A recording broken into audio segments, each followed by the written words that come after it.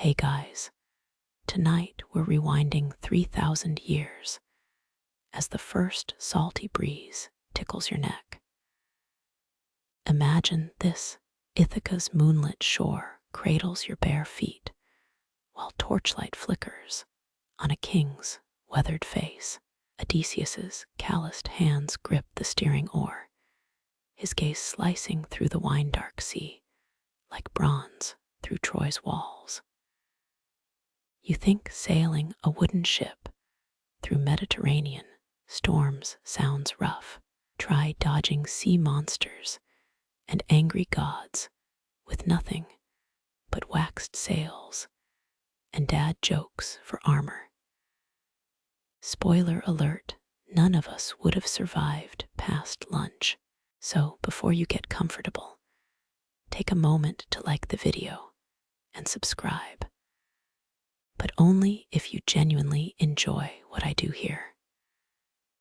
Throw a present in the comments if you're watching from somewhere coastal, sand between your toes, or not.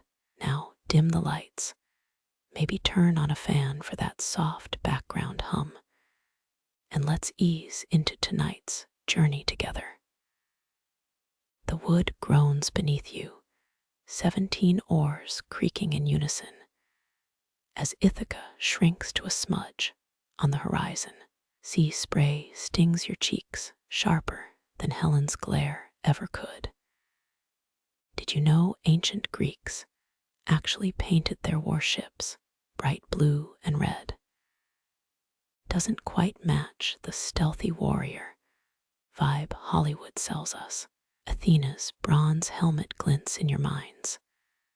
I, the original girl boss, meddling in mortal affairs, way before HR departments existed. But here's a fun tidbit. Some scrolls suggest Odysseus stocked his ships with garlic strings to ward off evil spirits. Didn't stop Poseidon from getting real pissy about that whole Cyclops incident, though. Your sandals squelch on brine-soaked deckboards. The scent of smoked tuna makes your empty stomach protest.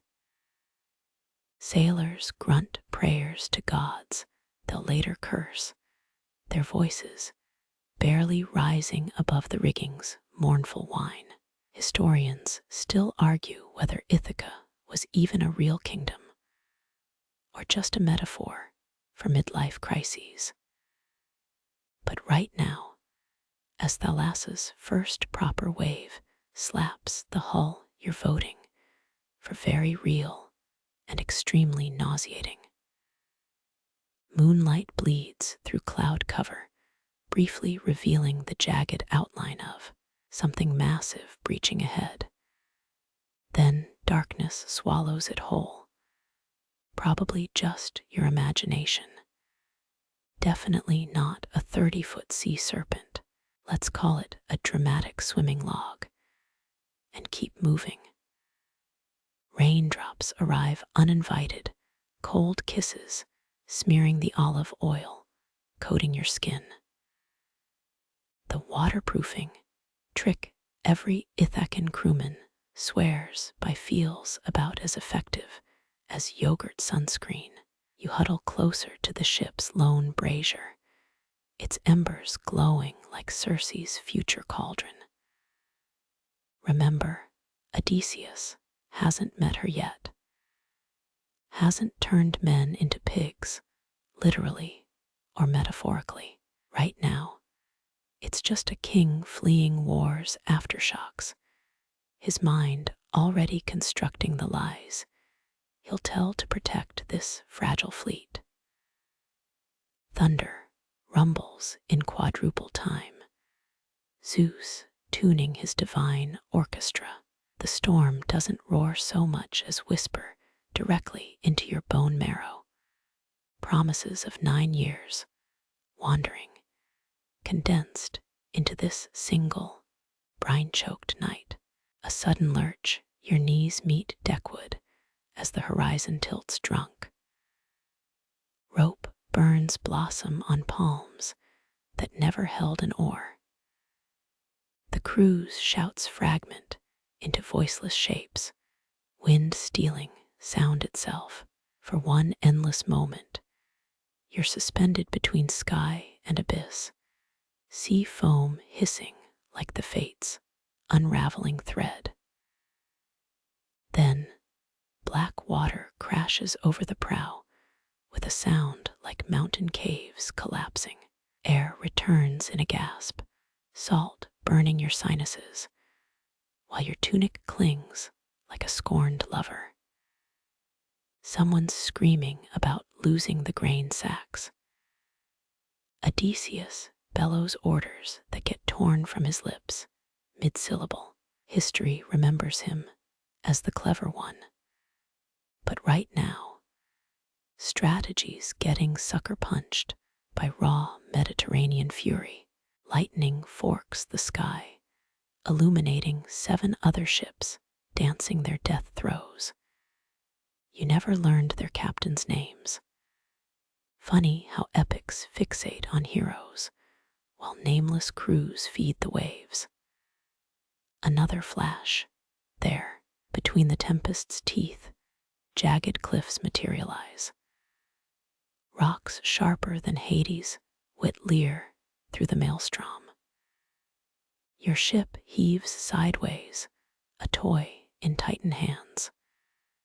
The mast groans like grandpa's arthritic spine. This would be the moment for divine intervention, if Athena hadn't apparently clocked out early. But here's a fact your teachers skipped. The real Trojan War likely started over trade routes, not Helen's pretty face. Feel cheated? Me too. Myths way juicier. Something grabs your ankle, a sailor's hand crusted in brine and desperation. Tie yourself, he roars, thrusting a sodden rope. You fumble knots that'll either save your life or become your noose. The sea's temper builds towards its crescendo, each wave taller than the last temple you visited. Odysseus lashes himself to the mast, his famous wit drowned by Neptune's tantrum. 20 years from now, bards will sing this as a test of courage. Tonight, it's just wet, cold, endless. Your teeth chatter the opening verses of your own funeral hymn. But then, through stinging eyes, you spot firelight, flickering, distant, dancing on the edge of a foreign shore. Whether it's salvation or delusion, well, that's where the real story begins. The fog wraps around the ship like rotting bridal lace, salt-crusted wood creaking beneath your bare feet. 3 crewmen yawn in unison, their jaw cracks echoing across still waters where even gulls nap mid-flight. You inhale musk, something between stale honey and the moldy figs your aunt stored in clay jars too long. Odysseus grips the rail, his knuckles pale, as he mutters about stone fruit that steals memories beneath his breath. A shape materializes, bloated lotus flowers bobbing on gelatinous stems. Their petals glow faintly, the same nuclear green as glow-in-the-dark stickers on a child's ceiling. Someone giggles. Second oarsman Demetrius plucks a blossom, its stem oozing sap that smells like birthday cake left in the rain. You want to warn him, but your tongue feels stuffed with wet wool. Fun fact: actual blue lotus wine was all the rage at Egyptian parties. Cleopatra probably spiked hers with opium for that extra kick. Historians still argue whether Homer's lotus was poppy, juniper, or just a metaphor from Mediterranean heirlooms that overcharge you for local experiences. The sailor's eyelids droop. 20 more minutes. He slurs, then face splints into a pile of blossoms. 2 more crewmen mimic him, their snores sinking to the tide's sluggish crawl. Odysseus bellows orders, but his voice thins to a moth's whisper in your clogged ears. Your heel crushes a lotus pod. Its burst of pollen tastes like snow cone syrup licked off a carnival railing. Mist thickens, resolving into robed figures, offering clay cups. Their teeth glow faintly blue. An archaeologist in the 90s claimed this proved they ground lapis lazuli into toothpaste. You decline the drink. Probably. Your hand moves on its own warm liquid trickling down your wrist. A memory surfaces. 6th grade report card, drowned in a puddle. Who needs traumatic childhoods when narcotic plants do the erasing for you? Odysseus hauls you backward, his calloused palm grinding sand into your neck. Breathe, he snaps, shoving seaweed under your nose. The stench of low tide and dead crab kickstarts your gag reflex. 3 crewmen still sprawl in the flowers, cheeks smeared with pollen, resembling toxic glitter.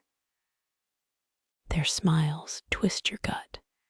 You've seen that same bliss on cult documentaries moments before the Kool-Aid gets passed around. The island shrinks behind you. Its hum fades to a dental drill's after-echo. 1 sailor weeps silently, fingers clawing air toward shore. You spit green-tinged phlegm overboard, wondering if Demetrius will ever remember his daughter's birthday again. The sea breeze sharpens, stitching your thoughts back together like a clumsy tailor. Surprise trivia. A botanist in New Jersey once crossbred lotus plants while listening to whale songs, claimed the resulting hybrids made test subjects forget their social security numbers. The FDA shut him down faster than you can say eternal nap. Fog lingers in your lungs for days. At dawn, you catch the youngest deckhand sketching lotus petals in the masts, tar his pupils still blown wide as black marbles. Odysseus burns the drawing without looking up, smoke curling into the shape of a key. Or maybe a question mark. You lock eyes with the sea, its waves chewing the horizon into finer and finer lies. The tang of lotus pollen fades, replaced by goat musk, so thick you taste wool at the back of your molars. Odysseus scans the shoreline, his blade's edge catching the first starlight like a feline's slit pupil gleam. 12 men haul the ship onto gravel, each rock polished smooth as a giant's baby teeth. You help wedge oars under the hull, your palms slick with resin that predates the Egyptian pyramids. Lightning cracks, not from sky, but cavern. A cliff yawns open, stone teeth framing fire smoke that reeks of burning hoof. The crew freezes, their shadows stretching tendon thin toward the glow. Eurylochus mutters about Cyclopean masonry through chattering teeth. Fun fact, archaeologists found similar one-eyed giant myths worldwide. Turns out dwarf elephant skulls look like single-eyed monsters if you're a Bronze Age farmer tripping on fermented grain. Goat droppings crunch beneath your sandals. The rhythm sinks with dripping water deep in the cave.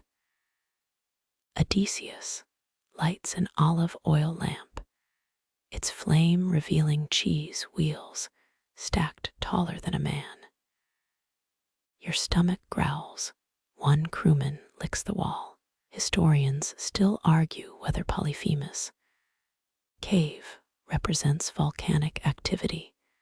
Ancient shepherds did track eruptions using goat behavior. The air sours, charred milk, and wet dog fur coating your tongue. Something groans in the dark, a sound that vibrates your molars. The boulder rolls shut, plunging you into blackness lit only by a dozen panicked breaths. Odysseus's dagger trembles its blade, reflecting a single golden orb rising from shadow. Your sweat turns icy, a Cyclops' eye blinks once, twice, its lid heavier than a theater curtain. Strangers, booms the voice, spittle sprays your face, warm and reeking of rotted meat. The lamp snuffs out.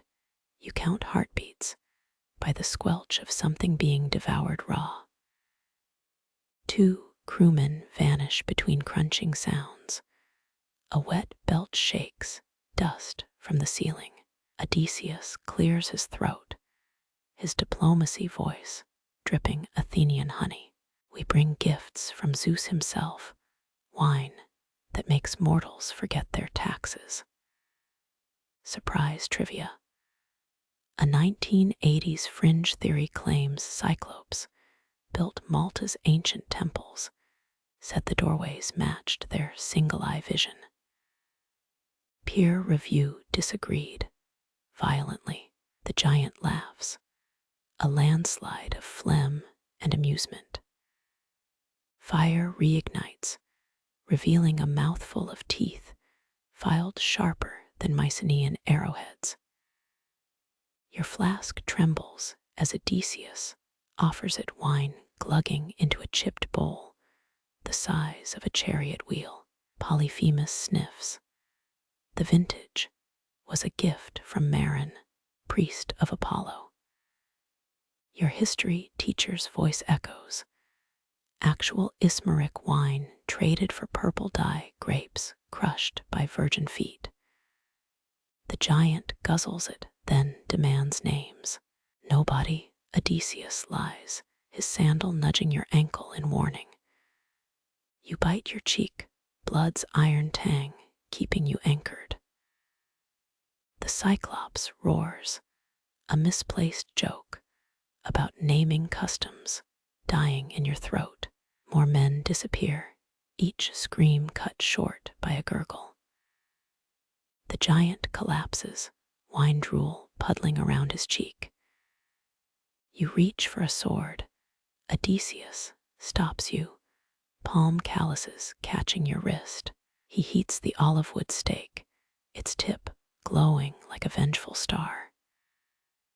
The stench of burning pine resin mixes with Cyclops' breath. Together you lunge, blistering, wood meeting gelatinous eye fluid. The sizzle echoes a pig on a spit during temple sacrifices. Blind rage follows. Boulders rain as you scramble for crevices. Dawn finds you lashed beneath sheep, their greasy hides masking human musk. The Cyclops feels each woolly back, his palm skimming inches above your ribs. You exhale as the last ram clears the cave, its cloven hoof crunching the blood-stained gravel.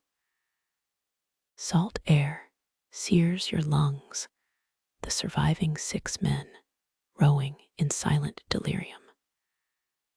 Odysseus laughs too loud, boasting to the horizon. You pluck a hair from your sheepskin disguise, wondering if history will note the stink of vomit and burnt eyelid clinging to its curl. The burnt eyelid stench clings. You scrub your hands in seawater until knuckles bleed pink. Odysseus, laugh cracks, mid-boast, your own throat raw from stifled screams. Since dawn's first light, waves slap the hull, each splash whispers names of the 9 left underground. Eurylochus huddles beneath a sail, his tunic still damp with Cyclops spittle. A flash of purple catches your eye. Odysseus unravels a soaked cloth from his belt. Marin's wine-stained gift reveals its secret, threads dyed with murex snail ink. Real talk. Phoenician traders guarded this purple recipe tighter than Hades. Vaults, 12,000 snails per ounce. You touch the fabric, its nap rough as a beggar's palms. A keepsake, Odysseus mutters, folding the cloth over his leaking wineskin. Wind shifts, bringing sulfur and something sweet. 6 necks crane, the horizon boils, with storm clouds shaped like clenched fists. Nobody mentions the giant's final curse, still buzzing in the air. You count rations, moldy barley cakes, and a wheel of cheese sweating in its wax. One crewman nibbles tentatively, his teeth leaving crescents in the curd. Historians still argue whether Outeyes. Nobody got lost in translation. Mycenaean Greek had 4 words for deception. The cheese tastes of cellar moss and the faint tang of human fear. Night falls without stars. You navigate by the acid glow of bioluminescent plankton. Something bumps the hull, wood groans like a stepped-on lyre. All freeze, even the sea holds its breath. A tentacle brushes your ankle, sucker marks blooming like wine stains on linen. Odysseus barks, orders his famous voice, fraying at the edges. You're too busy retching overboard. Last night's Cyclops feast revisited. The crew chants Athena's name, but you're pretty sure she's off helping some prettier hero tonight. Dawn exposes the damage, a splintered oar, 3 missing water jugs, and a single woolen sandal. Eurylochus finds teeth marks on the rail, too small for a sea monster, too sharp for a gull. The men avoid each other's eyes. You notice it first, a vibration in the mast, humming that old siren's lullaby cadence. Odysseus moves to check the rigging, then freezes.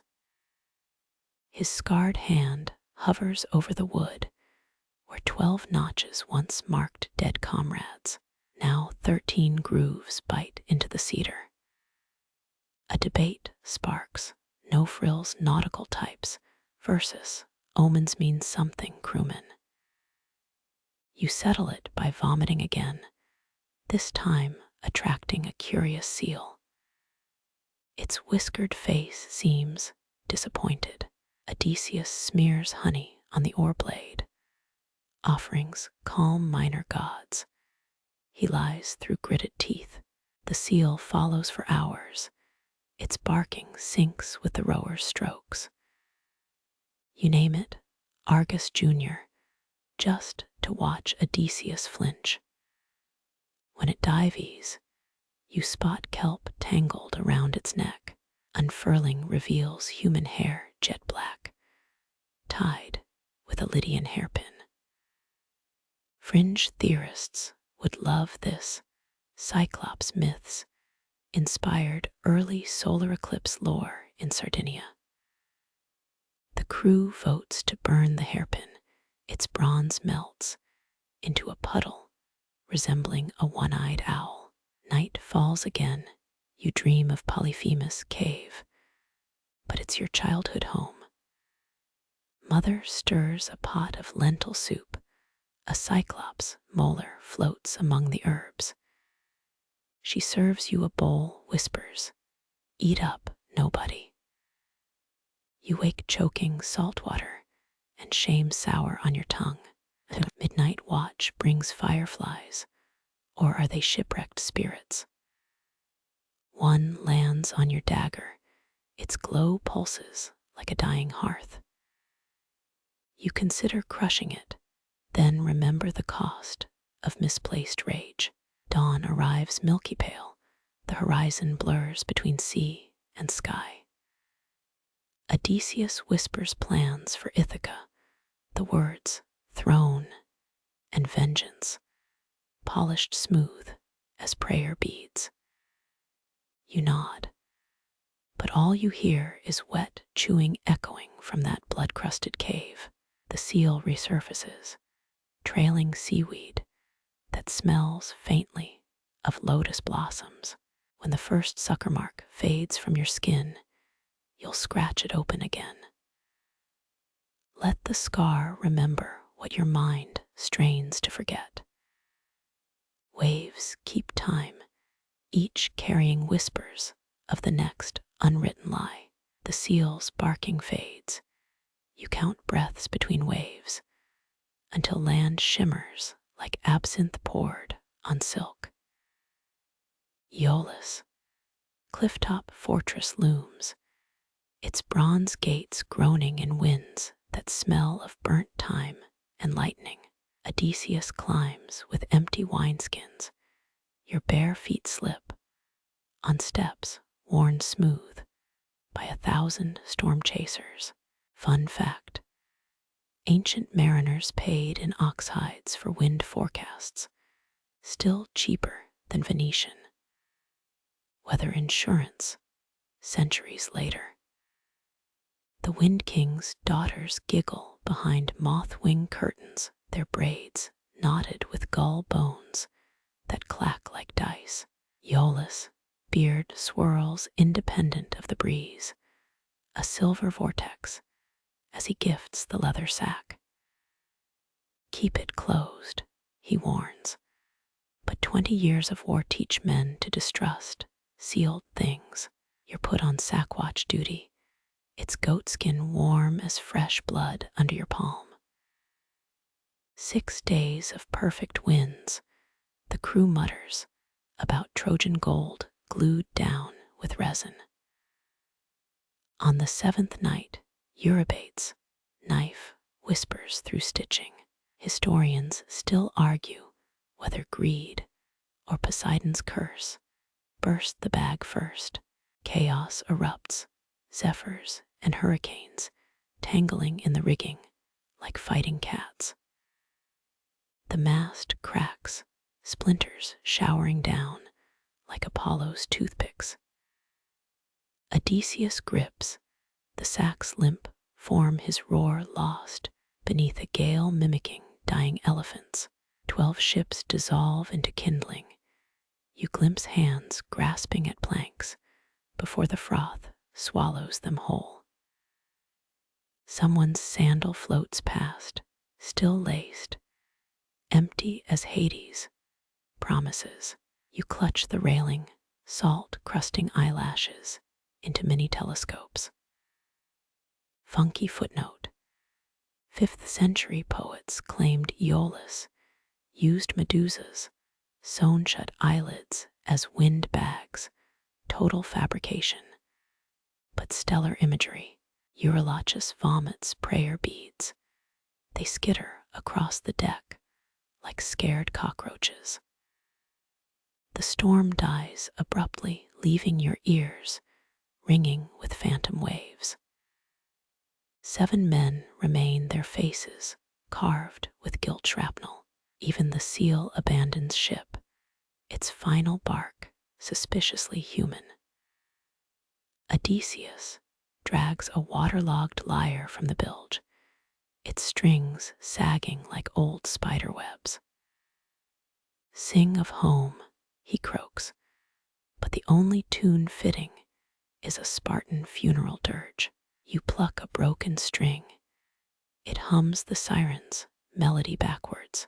Dawn reveals Athena's temple ruins on the horizon columns, snapped like breadsticks. The crew avoids your gaze, knowing gods punish failures of divine interventions gone wrong. You choose salt-cured octopus. Its tentacles suck at your gums posthumously. Night brings firefly swarms spelling Greek curses in Morse code. A shark circles its fin, slicing the moonlit water into regret-shaped portions. Odysseus carves a new notch in his arm. The 13th cut oozes black. By morning, every ripple looks like Aeolus' laughing face. Your tongue swells from thirst, hallucinating rain clouds shaped like unburst windbags. The lyre soothes nothing. Its warped notes conjure storms in teacups. You dream of Ithaca's beaches, pebbles replaced by teeth from drowned sailors. Penelope's loom clicks, each thread a supplication to winds that no longer answer. The seal resurfaces, its whiskers glittering with looted Trojan earrings. When the moon bleeds copper, you spot land flickering like bad theater props. Odysseus names it New Ithaca until the coastline vomits lava. The men sigh, parched throats clicking in unison. Truth, you trade all Aeolus wins for one honest conversation with that damned seal. The stench hits first, rotten pomegranates and sheep fat candles. Your sandals sink into psychedelic moss that squeals when stepped on. Circe's island doesn't so much appear as ooze into view. A sickly pink cove framed by cypress trees bent like old crone fingers. Odysseus wades ashore, his sword crusted with salt from 6 days' worth of swallowed pride. Pigs everywhere. Not the cute babe type. These are hulking beasts with human eyes tracking your group. One snorts the Odyssey's opening line in perfect Mycenaean Greek. You pretend not to hear it. The palace glows ahead, not firelight, but bioluminescent mushrooms sprouting from every rafter. Fun fact: modern archaeologists found hallucinogenic spores in Aegean temple ruins, but schoolbooks skip that chapter. A loom clacks inside, threads dyed colors that don't exist in nature.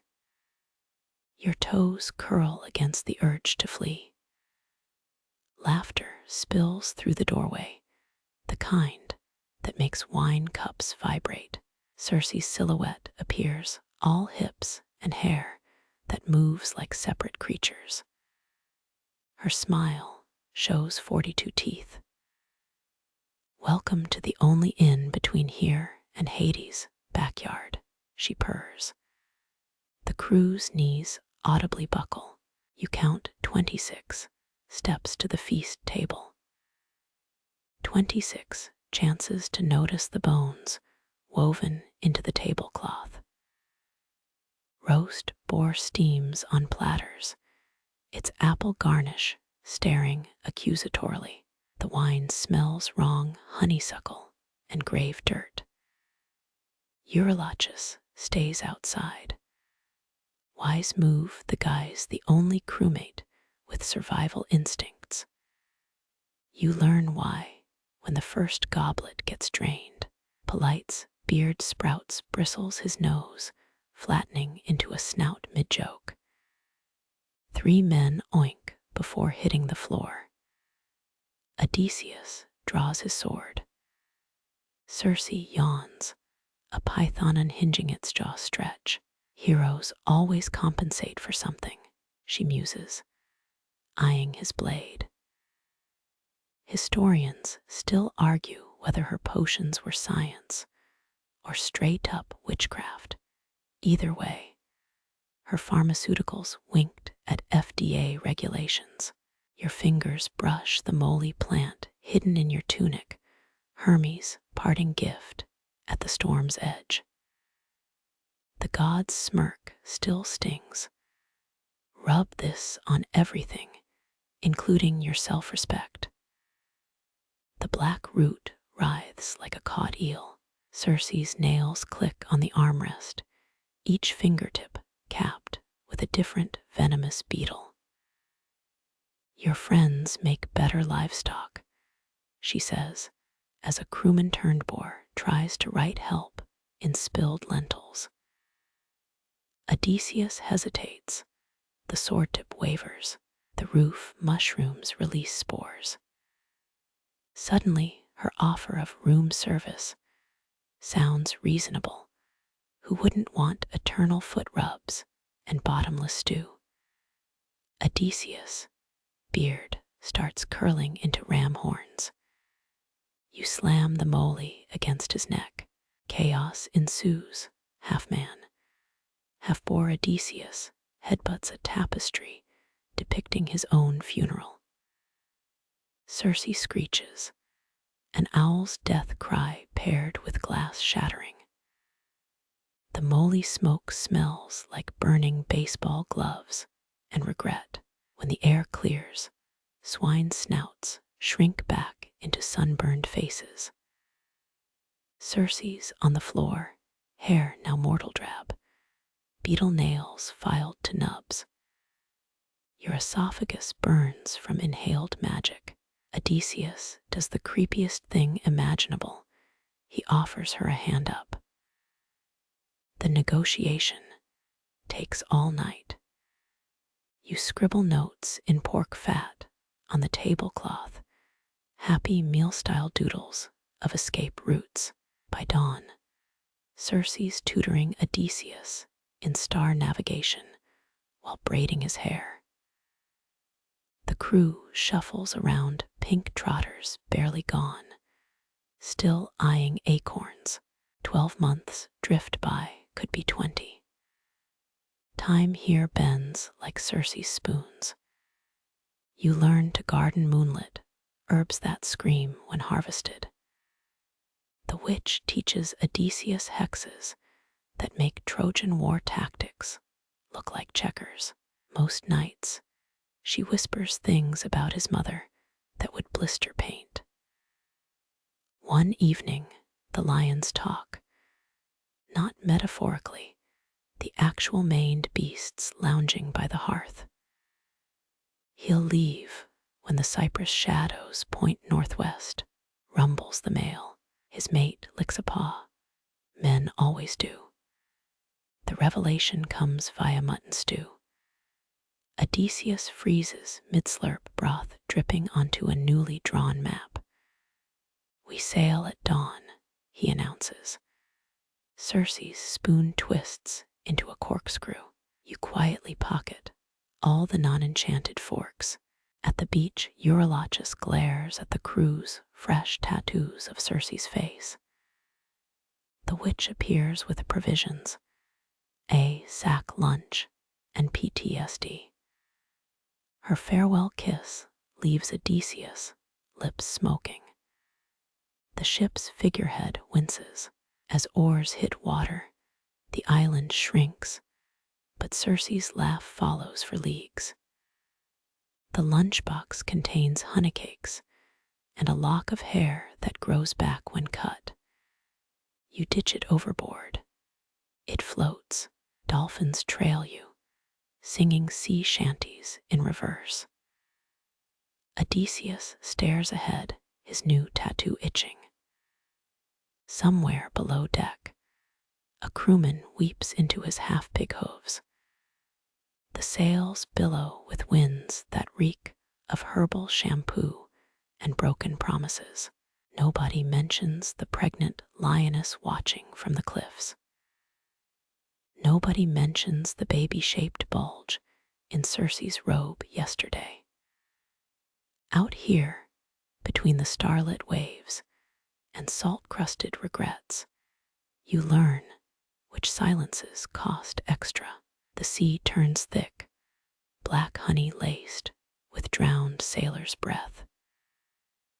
Odysseus grips the helm tighter, knuckles mirroring the whitecaps as mist swallows the mast. You taste mildew and regret, the kind that clings long after spitting overboard, shoreline fragments into bone dust cliffs, the jagged maw where Oceanus drinks the underworld spit. Charon's ferry appears on the third stale breath, a warped cedar raft steered by a figure cloaked in gull feathers. His oar drips liquid obsidian, each drop etching shapes in the water shroud. "Two obols or swim," he rasps. Odysseus tosses coins engraved with Poseidon's trident. Fun fact: archaeologists found these death fees in 5th century BCE graves, still wedged between skulls. Ash-gray water laps at the hull. It stings where it sprays your wrist. Ghosts cluster like barnacles, their whispers taste of unkept promises and rotting figs. One clutches a papyrus map of Ithaca, ink bleeding from tears that can't fall. Another hums a Trojan dirge through a throat slit 12 ways. Elpenor drifts by, his skull dented from last month's fatal fall off Circe's roof. You pretend not to recognize the crewman's lopsided grin. "Should stayed a pig," he mutters, cradling a broken or fragment. Historians still argue whether Homer added Elpenor as comic relief or a caution against rooftop wine parties. The shore reeks of burnt time and forgotten birthdays. Achilles materializes mid-stride, his golden armor dulled to Hades, trademark ashen sheen. The legend walks like a man, counting every pebble underfoot. When he speaks, it's through Patroclus' voice. They lied about the glory wars, just toddlers smashing ants with hammers. A shiver crawls your spine, not from cold, but the absence of warmth. Odysseus offers the hero ambrosia-stained wine. Achilles declines with a singer's melancholy. "I'd trade all Elysium's fields for one sunrise with calloused hands," he sighs. His shadow stretches wrong legs fused, arms too many, a shapeshifter's failed mimicry of life. You step over a mosaic of shattered vows, tesserae, glinting with minus verdicts. A child ghost offers you pomegranate seeds from a lead bowl. Decline politely. Persephone's biannual commute taught everyone boundaries. The air suddenly smells of your grandparents' attic, dried lavender, and unresolved arguments. Patroclus' shade flickers beside a stalagmite, trying to piece his spear from limestone shards. His laugh crumples mid-note when Achilles turns away. Some silences weigh more than the Styx's waters. You focus on the living king instead. Odysseus unrolls Tiresias' prophecy. The parchment glows with corpse light. Directions to Ithaca swim beneath his fingers, roads rearranging like drunk spiders. But where the sun's rage, the seer's script warns, every rune quivering, as if etched during an earthquake. Your sandal slips on something squishy, a Mycenaean death biscuit, petrified into the rock.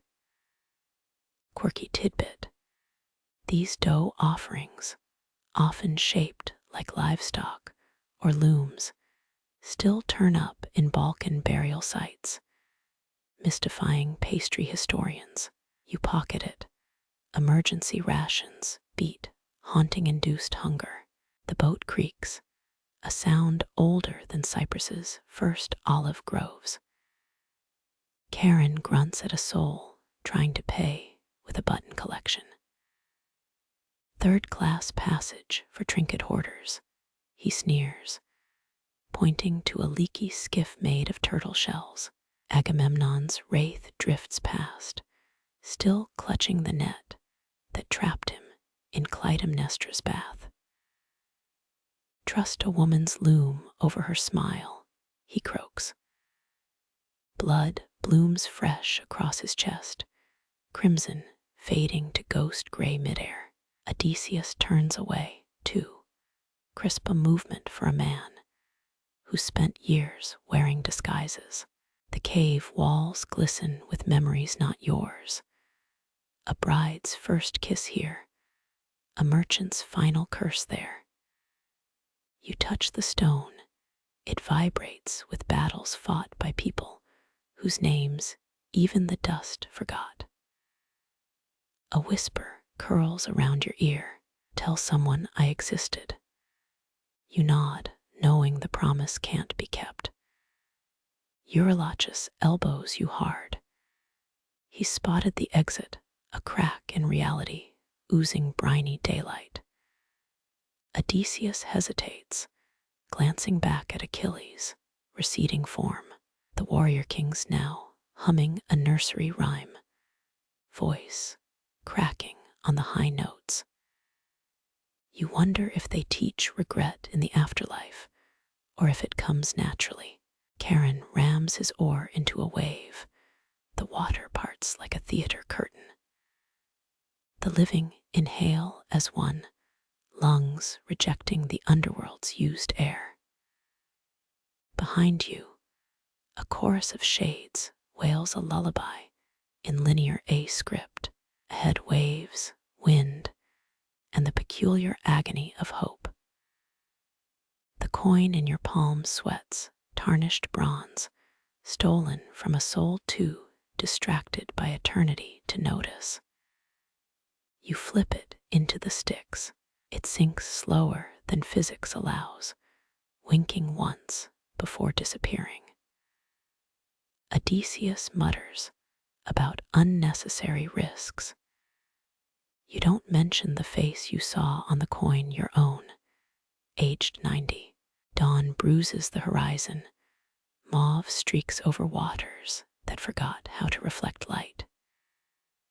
The crew's breathing sinks to the oars, dip-pull rhythm.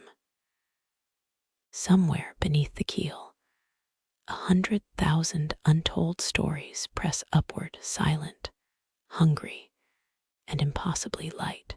Wax oozes over your fingertips. Beeswax pilfered from Circe's candle stash, gone gritty with pocket lint. Odysseus knots the ropes himself, each twist grooved with the same focus he once used stringing Trojan bows. Don't budge, he warns, though the command's unnecessary. You've seen the shoreline, a jagged spine of sun-bleached ribs jutting from the surf. The first note slices through sea hum, a lyre string plucked with a surgeon's precision. Your teeth vibrate. The ropes bite, hemp fibers rasping like locust wings against your wrists. Odysseus sways toward the rail, his bindings creak, with the effort of holding a king upright.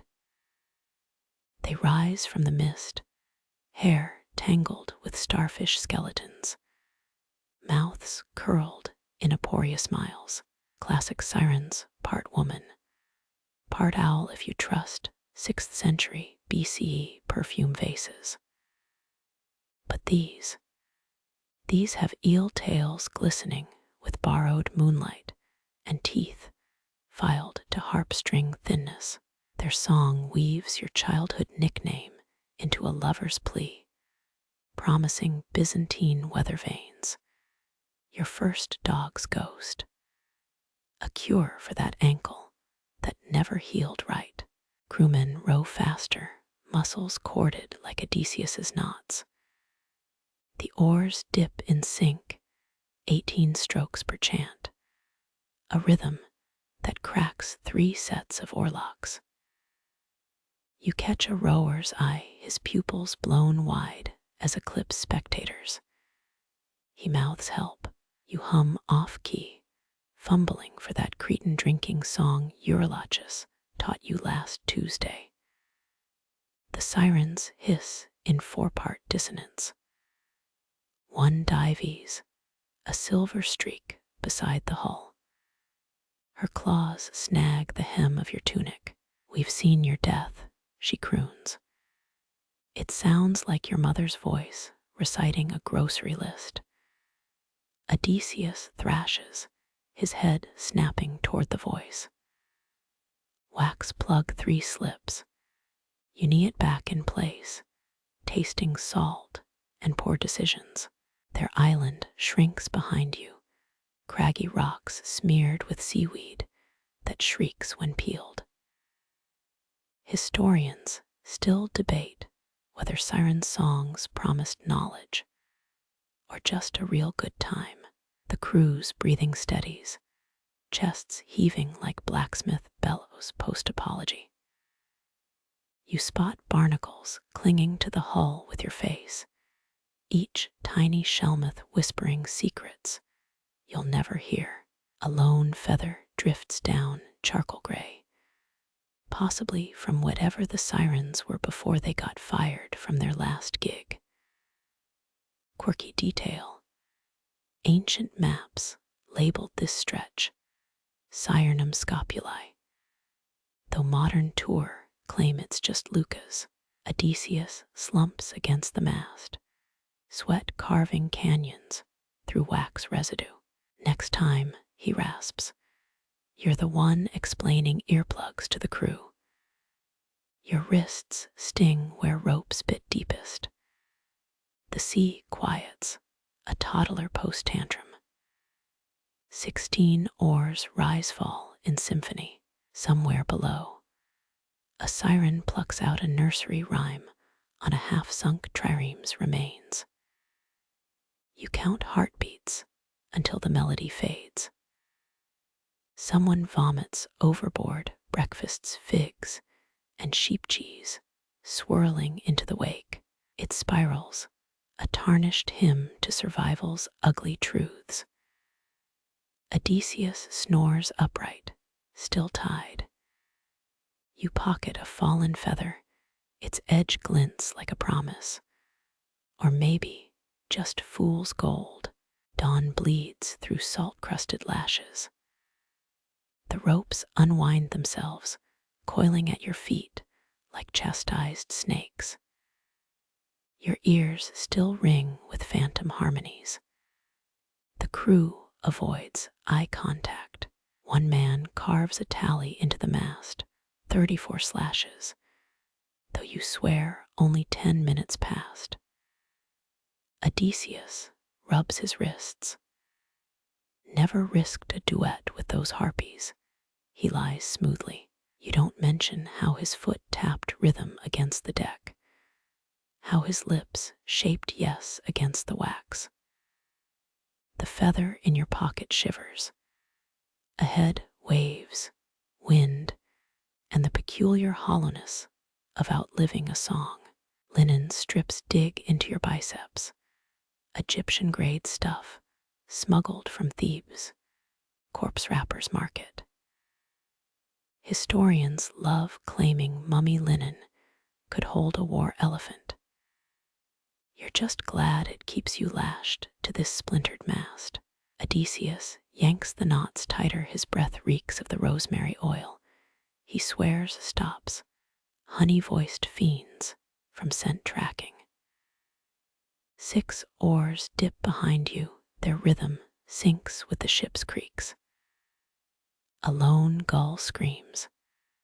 Not a gull, never just a gull out here.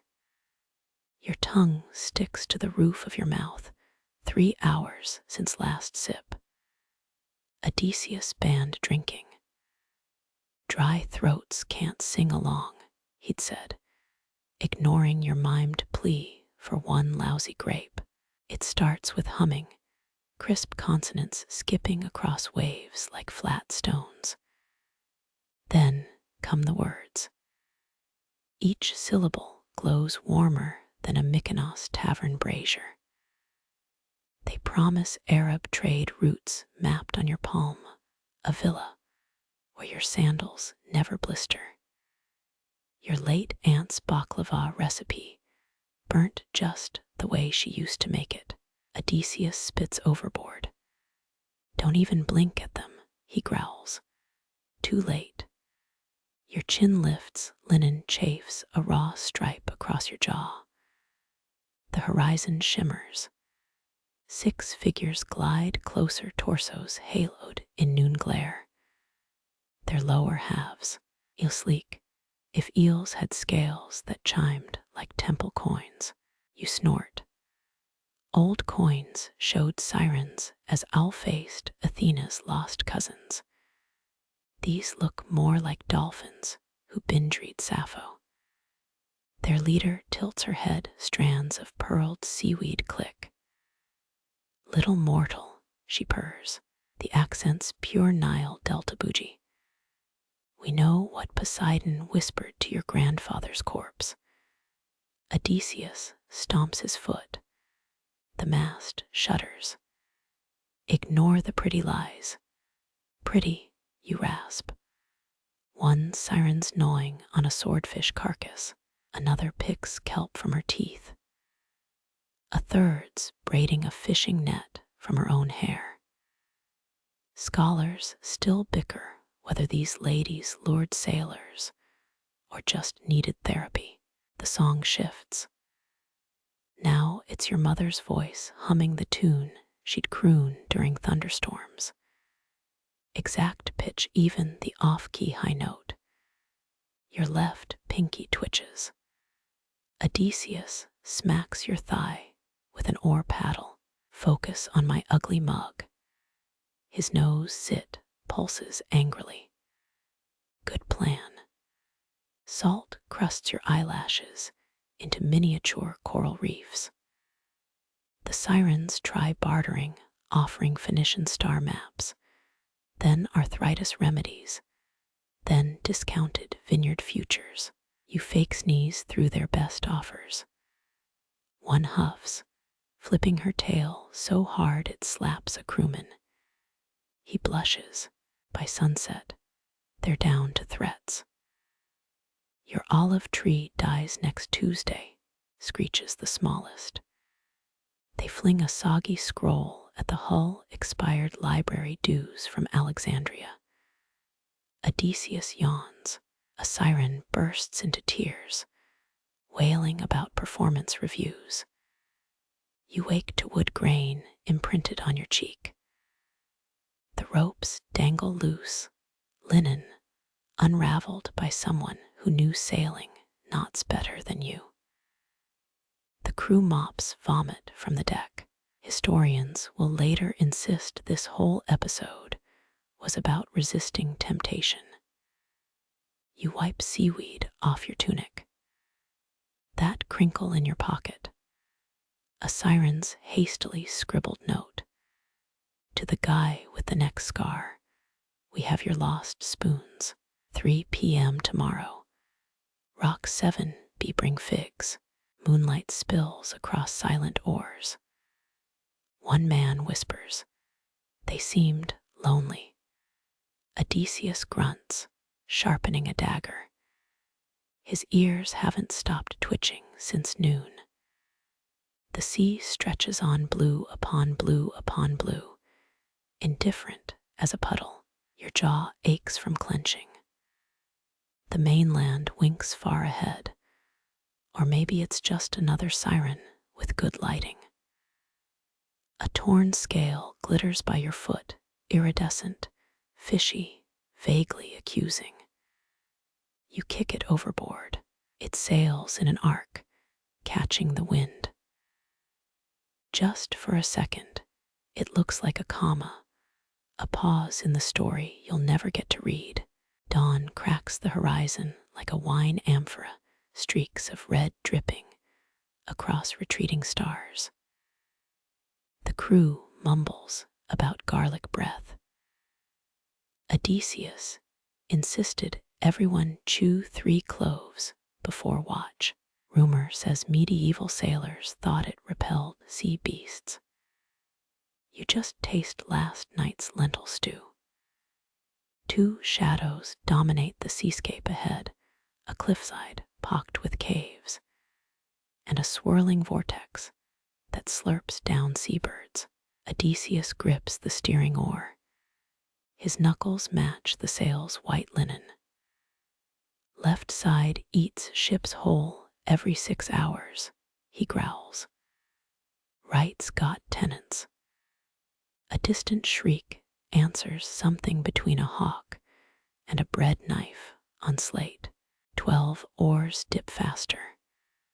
The ship lurches toward the cliff. Waves slap the hull like a drunkard demanding entry. You peer up. Cave mouths glisten wet and toothless. Then you see them. Clusters of writhing tentacles crown each opening, not tentacles. Necks, 12 feet long. 6 heads sprout from each like hydras bred with ostriches. Scylla, they'll name her later. Right now, she's all bile yellow eyes and serrated beaks. Odysseus bellows to row harder. The crew's chants turn shrill. Geography buffs claim Homer mixed up Sicilian coastlines with dream logic. Doesn't matter. The current sucks you toward the cliff. 6 heads dart down. 6 screams cut off mid-breath. Your tunic sleeve rips, snagged by a beak's backward curve. Hot blood sprays your cheek. The whirlpool roars. Charybdis belches up a half-digested trireme, its mast snapped like a chicken bone. Odysseus rams the oar sideways. The ship lurches away, timbers screeching. Behind, Scylla's heads bob like perverse fishing floats. She's already devouring her prize. Debate still rages whether Homer added this forced choice drama centuries later. The bile taste in your mouth feels pretty original. Survivors slump over oars. 6 benches sit empty, their occupants reduced to sandals, and a single earring tangled in rope. Blood trickles between deck planks. The sea churns pink-topped. You spit to clear the iron tang. Odysseus wipes his blade clean. Could been 12, he mutters. His tunic's torn at the shoulder, pale flesh beneath, unmarked. Mist rises. The cliffs shrink to specks. Salt crusts the new gashes along the rail. Someone's whispering a Mycenaean prayer too fast, skipping syllables. Your fingers find a groove in the wood. Carved letters, weathered smooth. Anticlose was air, classic sailor graffiti. You trace the words, wondering if Anticlose survived his own Scylla. Sun climbs higher. Breeze carries the stink of regurgitated seawater. A scrap of fabric flutters up from below decks, floral print, maybe from a lost tunic. You pocket it idiotically.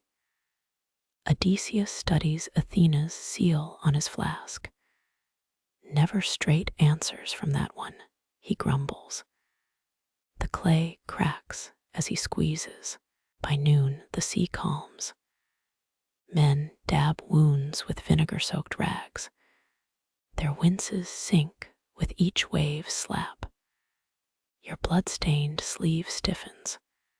6 gaps in the crew. 6 empty portions in the meal pot. The cook serves extra barley, a silent toast. You crunch a gritty mouthful, watching the horizon. Clouds gather. First drops hit as someone spots land, a smudge of green to the north. Odysseus grunts. Thrinacia, he says, Helios' sacred cattle island. Men groan. Stomachs growl. The rain comes harder, washing deck planks clean. Pink water swirls down the scuppers. Night falls without ceremony. No stars, just the occasional groan of stressed timber. You dream of 6 heads singing lullabies. Their voices smell like garlic. One winks. You wake to a sunrise that stains the sails liver brown. The ship drifts rudderless, aimless, heavy with missing men. Helios cattle glow like molten bronze against the emerald hillside, 800 horns catching dawn's first fury. You count them twice. Myth claims Greek sailors swore oaths on Poseidon's trident before sacrificing even a goat. Your crew eyes yearling thighs. Eurylochus kicks a cowpat. It sizzles smoke curling upward. Sacred dung, he sneers. Sun gods got flammable herds. Men chuckle nervously. Odysseus paces the beach's tide line, sandals sketching circles. An 8th century BCE Minoan tariff list surfaces in your mind, 3 jars of honey per divine bovine. You suddenly miss lentils. The beefy scent of unblemished heifers wafts downhill. Stomachs roar in unison. Someone notes cattle shadows point north at midday. Bad omen, a sailor mutters. His hands need air like bread dough. Eurylochus spits. Omen says we're starving. 20 days of storms left seaweed in your teeth and curses in your purse. Odysseus warned against touching Helios, walking sacrifices. His voice had that Troy wall crumbling edge. Now he's gone to pray at a freshwater spring, or avoid witnessing what comes next. A cow lows. The sound vibrates your spine. Men murmur about Apis bulls, entombed with pharaohs. You recall Cretan traders claiming earthquake gods rode cattle across seas. The herd blinks golden lashes. Not one has a branded flank. Eurylochus fingers his gutting knife. 6 weeks since proper meat. The crew leans in. You smell their desperation sour as fermenting figs. Historians still argue whether this feast was added by poets who'd never faced real hunger. Your nails dig into palms. Deckhand Lycophron mimics Odysseus' booming command. Fasting builds character. His impression dies as 3 men tackle the nearest calf. A blade flashes. Blood steams on sun-warmed grass. The herd scatters, bellows echoing between cliffs. You taste guilt with the first roasted strip. Meat melts like ambrosia. Fat drips into fire. Each hiss sounds like a god clearing their throat. Someone jokes about skewering a rib for Helios. No one laughs. Athena's owl hoots from a cypress. Its left wing drags sign or injury. You pretend not to notice. Sailors belt out a shanty about Theseus forgetting his dad's sail colors. The fire pops. A blackened hoof cracks, open marrow glistens. Dawn exposes 6 cattle skulls picked clean. Odysseus returns. His beard's damp with spring water. He says nothing, just stares at the ash pile where hide curls like burnt parchment. Charred bones spell trouble in any language. Storm clouds mass at noon dark as Hades' chariot wheels. Helios' herd stampedes inland, coats smoking. The sea turns thick and still. Sailors pack roasted leftovers. You tuck a rib bone into your belt, future archaeology project or lunch. Zeus' first bolt strikes the mast. Split wood smells like burning hair. Men swear they see oxen shapes in the smoke. You lurch toward the rail as the hull implodes, timbers splintering like kindling. Salt water hits like a spear to the chest. The ship's skeleton sinks fast. A hand grabs your tunic, Lycophron, eyes wild. His grip vanishes as a wave sucks him under. You kick toward a drifting plank. 16 men surface. Odysseus floats on his back, shouting coordinates no stars confirm. The beef feast floats 2 glistening fat bubbles around you. A seagull dive bombs the scraps. Its claws graze your scalp. 3 days pass. The sun bakes your salt-crusted lips. You hallucinate Scylla's, heads singing barbecue recipes. Odysseus clings to his plank, murmuring to the seagull. No more poultry, he bargains, just directions. The bone in your belt digs a raw groove. You consider tossing it. Helios' shadow stretches across the waves, a long, accusing finger. The sea gulps your offering without comment. Survivors dwindle to 9, then 4, then 1. Your raft of splintered planks creaks under Odysseus' weight. His eyes track something beyond the horizon, maybe Ithaca, maybe death's waiting room. You lick dew off his beard. Night falls. The raft disintegrates plank by plank. A wave deposits you on rocky shale, body scraped raw, stomach gnawing itself. Odysseus vomits seawater and what might be cattle remnants. His laugh rasps, should have packed mint. Dawn reveals jagged cliffs. A nymph watches from a tidal pool, her hair full of starfish. Odysseus staggers toward her, arms raised. You collapse face first into warm sand, wondering if Helios itemizes losses on clay tablets. The cattle's distant bell follows you into unconsciousness. Last thought. Beef makes terrible reconciliation gifts. Coral grit coats your tongue as consciousness returns, each breath a sandpaper wheeze. Odysseus lies curled nearby, seaweed jewelry glinting on his sunburned ears. 9 days and nights float in memory's wreckage. You remember whispers, gentle as a mother shushing nightmares. Drifters taste better pickled. The nymph's voice hums from a tide pool. Her fingers stir brine, shaping moon-pale jellyfish.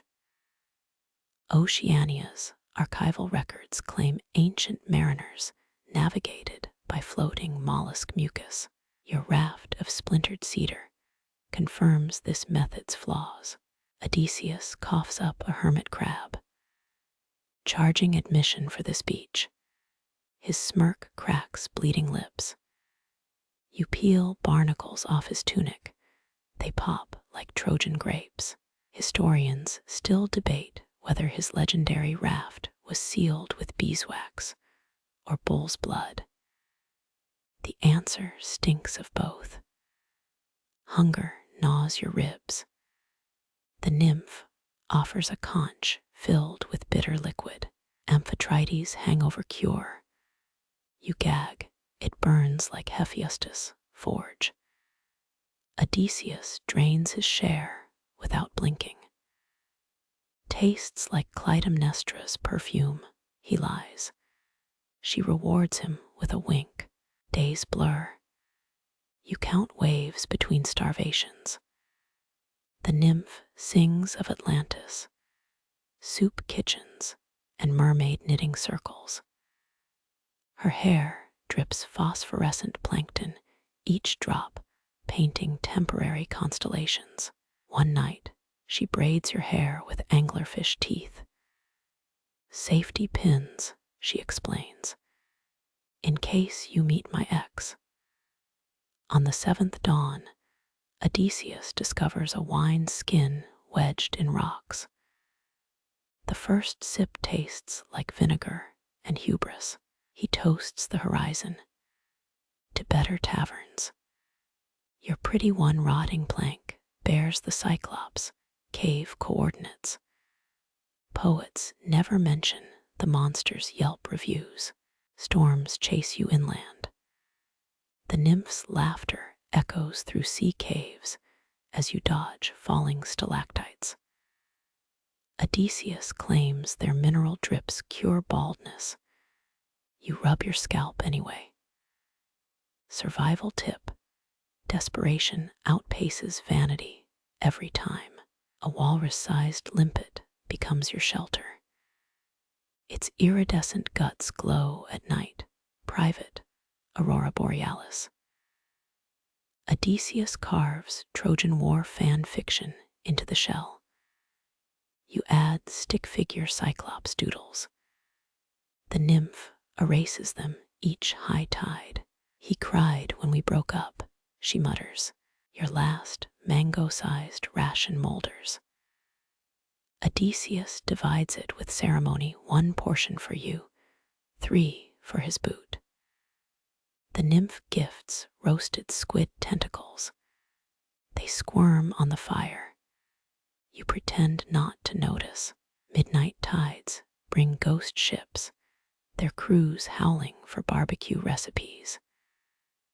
Odysseus hurls wine dregs at them.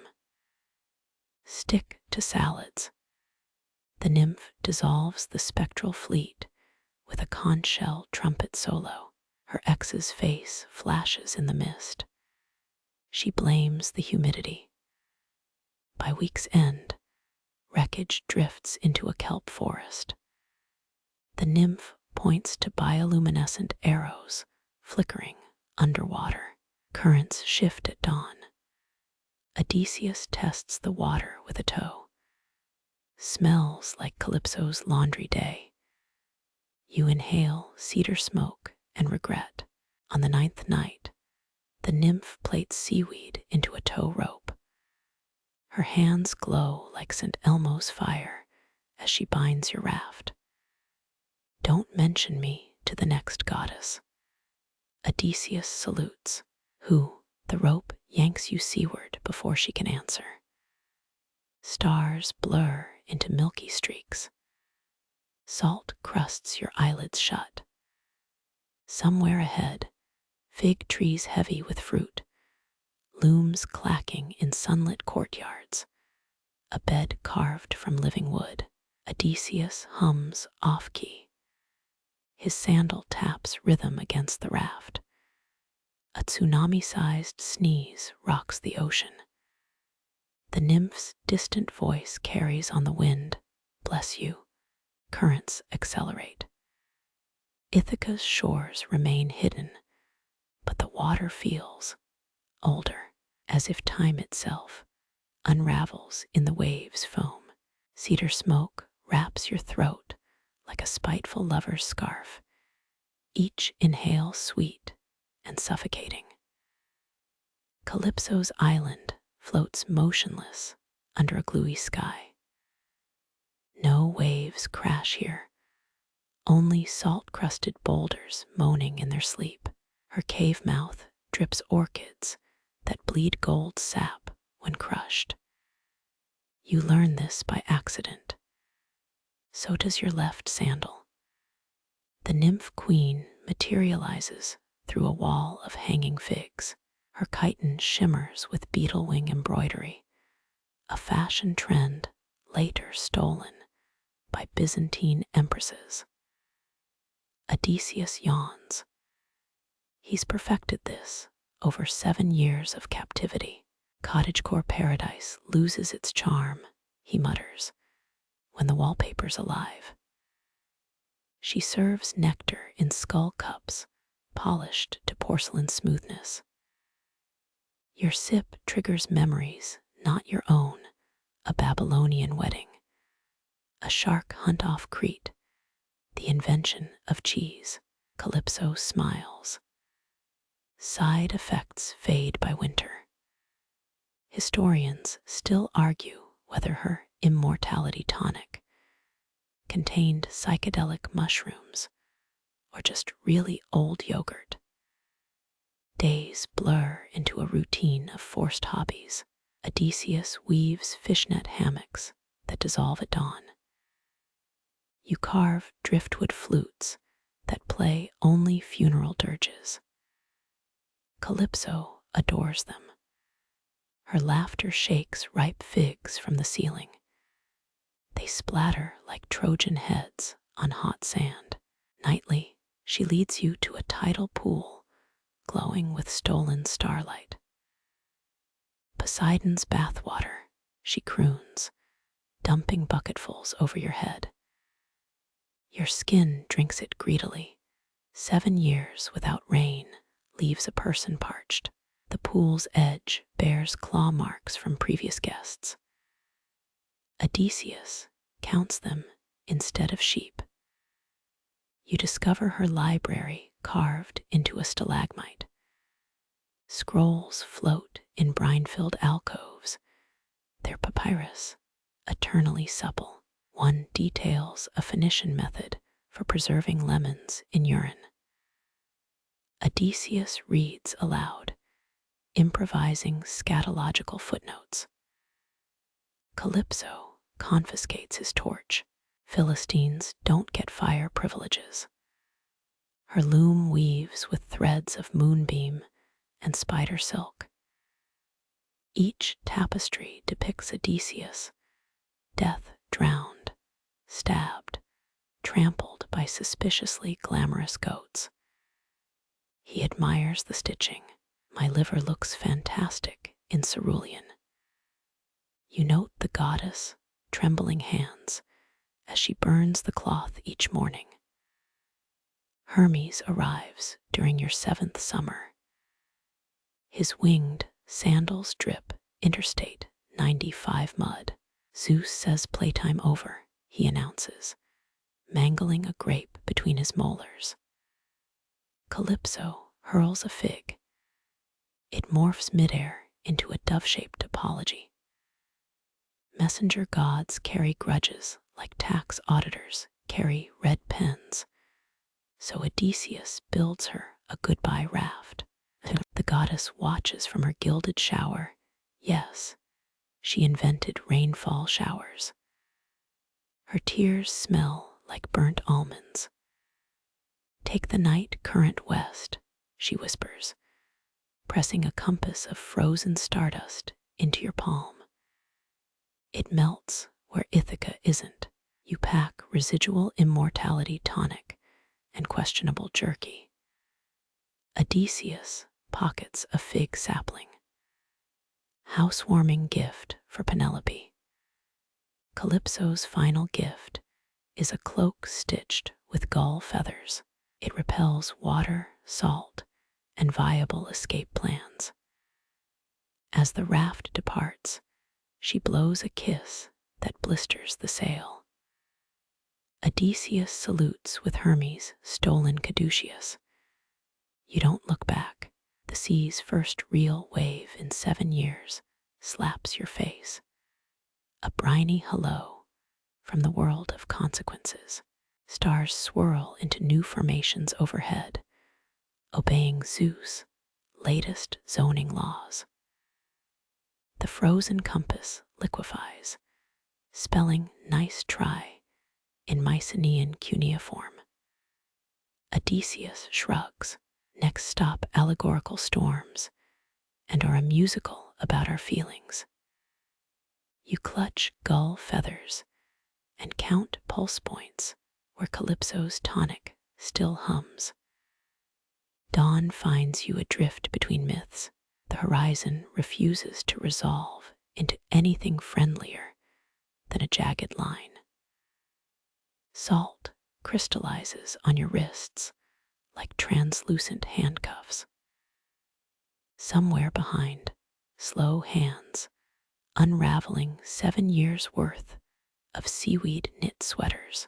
Somewhere ahead, the thunderous snores of a Cyclops turned motivational speaker. The raft creaks a lullaby in nautical minor. Odysseus invents a drinking song about jury duty. You let the current pick at memories of Calypso's cave, the way steam rose from her bathwater like ghostly tendrils, how she hummed Phrygian lullabies while sharpening oyster knives. Survival tip: nostalgia and Stockholm syndrome share a Venn diagram. By noon, gulls circle not ordinary birds, but her spies with perfect eyeliner. They drop figs that explode into scorpions midair. Odysseus lobs jerky scraps. Tell her we said grazy. The lead gull poops on his helmet. Love letters from immortals always sting. Your thumb finds a groove worn into the raft's edge. 7 years of Odysseus pacing. He claims it's for fitness. You know he wore this path, deciding which Troy stories to exaggerate at taverns. The man's a poet, a liar, and a frequent victim of his own hubris. Some things never change. Sunset stains the sea bronze. The compass puddle finally solidifies into a shaky arrow pointing down. Odysseus peers overboard. Either Ithaca's sunken or we're the punchline. You consider the cloak's water-repellent magic. He considers teaching the raft to dive. Calypso's laughter bubbles up through the waves. In reply, Poseidon's fist slams the raft upward. Your knees meet your teeth in a collision of bone and regret. The horizon vomits 9-story waves, each frothing with broken trident tips.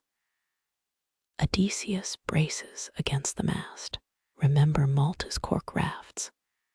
He shouts over the gale. You do not. Your stomach contents now fertilize a stretch of sea south of Atlantis. Bronze Age sailors navigated storms using star-shore triangulation. This fails spectacularly when stars become airborne projectiles. A lightning bolt vaporizes the mast's left half.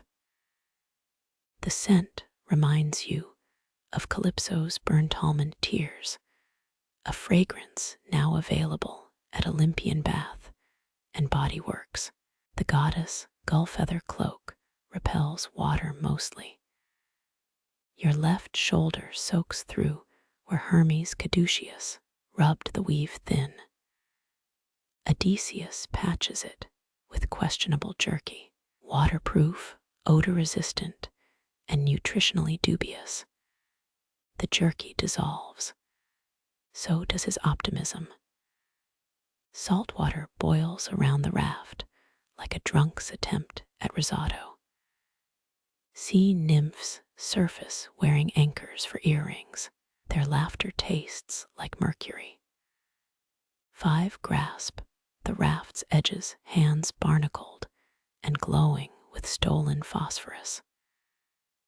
Historians still debate whether these nereids were hallucinations from starvation or just really committed method actors.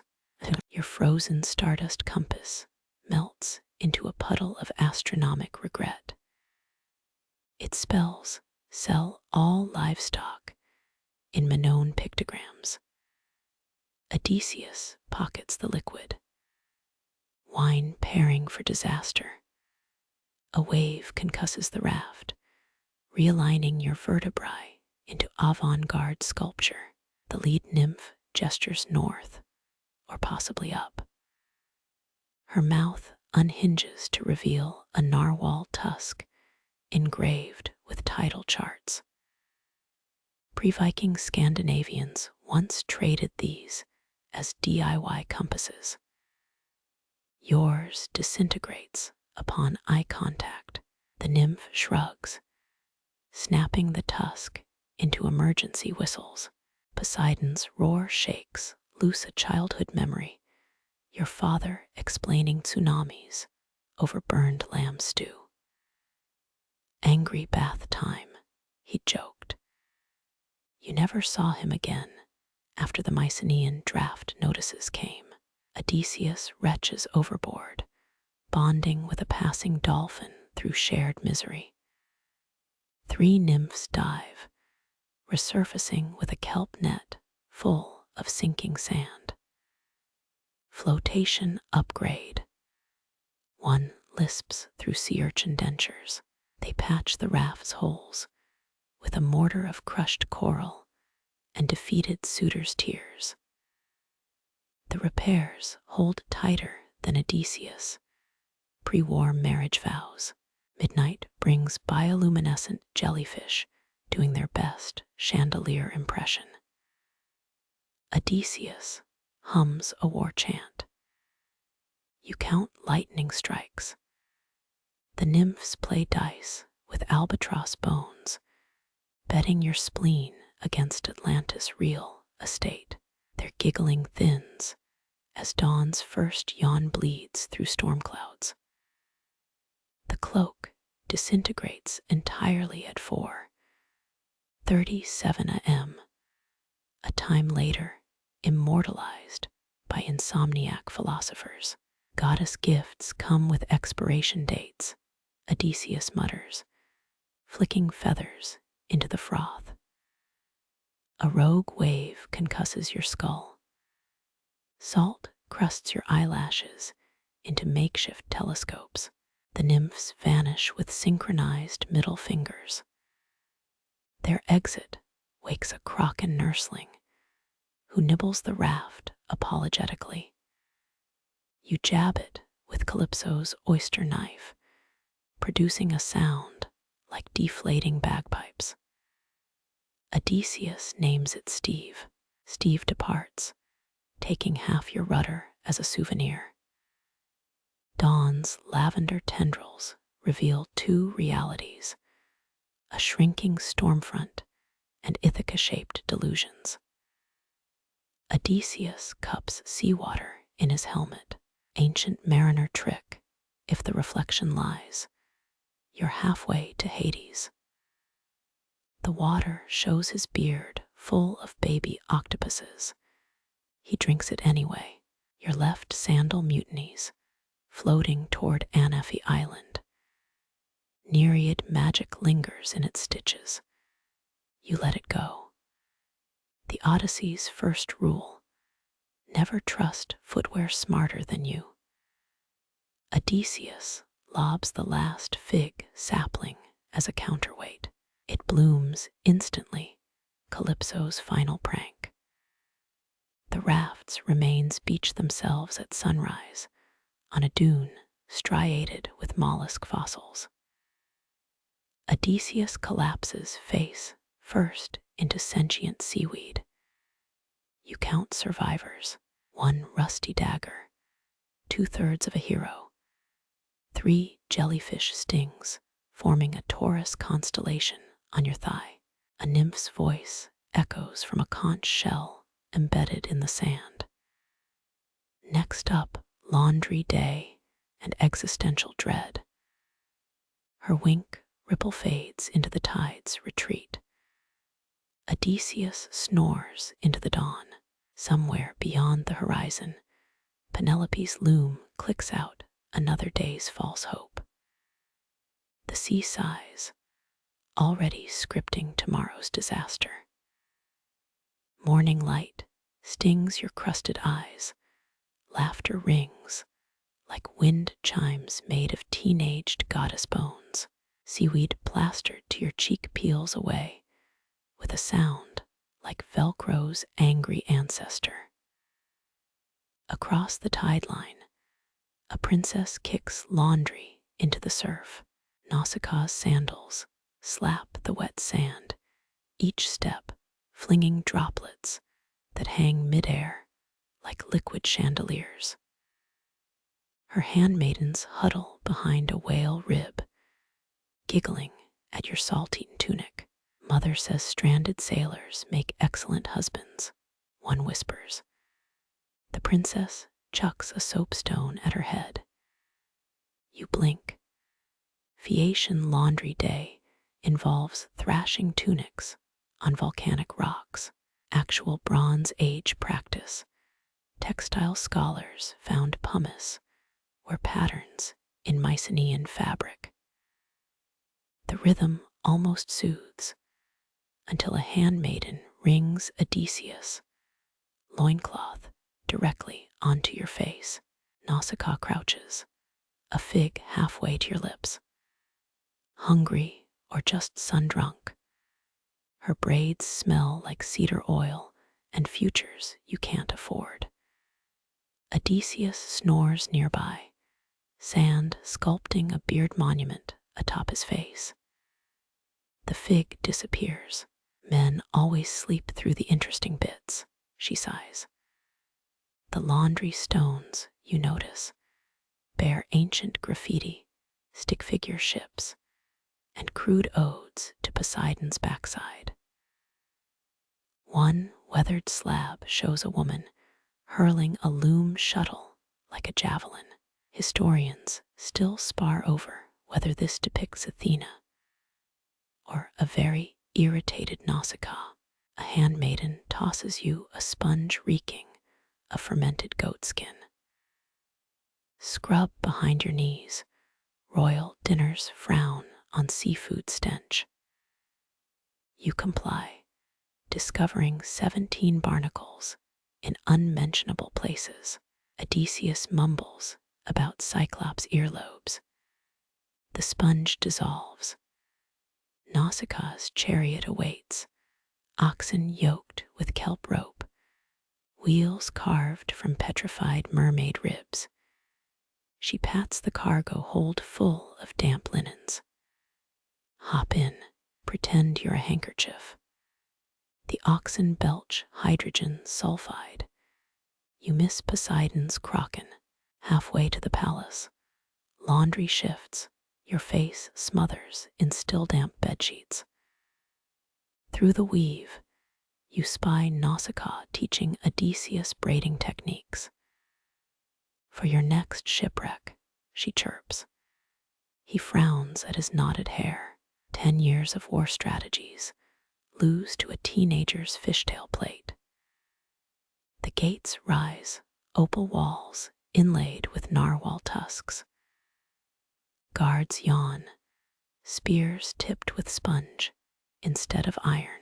Father banned sharp objects after the lyre incident, Nausicaa stage whispers. Someone's third cousin once strummed a chord so off-key it killed a peacock. Queen Arete's loom dominates the hall. Its click-clack syncs with your heartbeat. The wool smells of Ithaca's thyme fields, or maybe sleep deprivation. Nausicaa curtsies. Found these driftwood men. Can we keep them? Odysseus wipes briny snot on his sleeve. The answer appears preordained. Handmaidens seat you by the hearth, its flames shaped like running hounds. A servant offers wine flavored with volcanic ash. Good for bone density, she insists.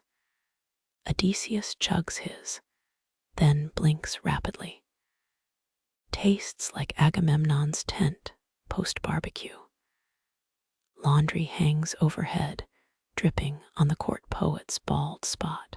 He scribbles verses about your arrival, pausing to wring out his papyrus.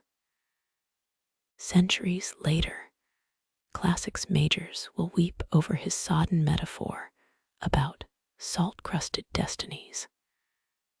They'll ignore the urine stains. Nausicaa steals your cup. Phaeacian girls bathe shipwrecked fools every third moon. Her grin suggests this isn't optional. The bathhouse looms a steaming cavern where attendants wield pumice like vengeance. You pray to every god except Poseidon. Later, reclining on fleeces that still itch with sea lice, you spy Nausicaa whispering to her mother. The queen's fingers never stop weaving. Her loom holds a half-finished scene, Odysseus bowing before a bed carved from olive roots. The shuttle flicks. Wool becomes shadow, becomes prophecy. Odysseus belches, resurrecting the ghost of that volcanic wine. Nausicaa's laughter follows you into the hall, a sound lighter than Icarus' last sigh. Somewhere beyond the lavender dusk, Ithaca's shores itch with unfinished verses. The laundry dries. The loom clicks on. Feast smoke curls around rafters carved like interlocked fingers. Your calloused thumb finds the scar above your knee. Trojan steel left that souvenir during Hector's ill-advised chariot charge. Across the hall, Penelope's loom devours wool like a hungry ghost. Her gaze snags on your tattered cloak. 20 years of unraveling marriages have sharpened that look. You scratch your beggar beard, still smells of Calypso's cedar-scented prison. A servant tosses breadcrumbs your way. They land where Argus fleas once danced. The hearth crackles at the room's center. Mycenaean palaces always built life around fire, though modern reenactors rarely include the choking ash. A bard plucks a lyre, missing 3 strings. His ballad skips the part where Odysseus mistook a sheepfold for Aphrodite's temple. A suitor belches common lamb fumes. Sing us the one where the Cyclops eats his friends. His buddies cheer, spilling wine that stains cheaper than Trojan blood. Their sandals slap the same tiles Odysseus once scrubbed as a boy royal punishment for nicking fig cakes. Penelope's shuttle clacks like a war drum. The tapestry shows a familiar bed frame, olive roots still gripping the floor. Historians still argue whether this was romantic symbolism or Bronze Age IKEA instructions. You stare too long. Her eyebrow arches. A maid drags you to the beggar's stool. She mutters about lice inspections. Funny thing, ancient Greeks used dogs to sniff out vermin. This one's more interested in your salty kneecaps. The suitor's laughter dies as you limb Odysseus, bow strung tighter than Achilles' ego. String it, grandfather. A princeling sneers. His oiled curls glint in firelight. You flex fingers that once palmed Troy's beach pebbles for skipping. The bow creaks, wormwood resin scent flooding your nose. Some say Odysseus used a composite design from Hittite allies. Others insist he cheated. Penelope's breath hitches. The loom stalls. 20 years unravel in the snap of a bowstring. The first arrow finds its mark. A suitor's gasp harmonizes with the bard's broken lyre. Chaos blooms like peonies in spring. You sidestep a drunkard's dagger. He trips over a dog bowl. Blood pools around a mosaic of Poseidon's weekend mistakes. Through the carnage, Penelope's fingers dance, reweaving frayed threads into something resembling closure. The last suitor falls, gurgling half a punchline. Silence swallows the hall, even the hearth coughs discreetly. You turn. The queen holds a shuttle shaped like a scepter. Her smile mirrors the one she wore at another feast back, when wars were just fireplace tailies. Dawn licks the eastern windows. Somewhere beyond the waves, a goddess yawns, already scripting the next tragedy. But for now, the loom clicks on. Ash-streaked embers spiral upward. The hearth's breath licks your beggar rags with false warmth. A swineherd prods the fire, calluses matching your own.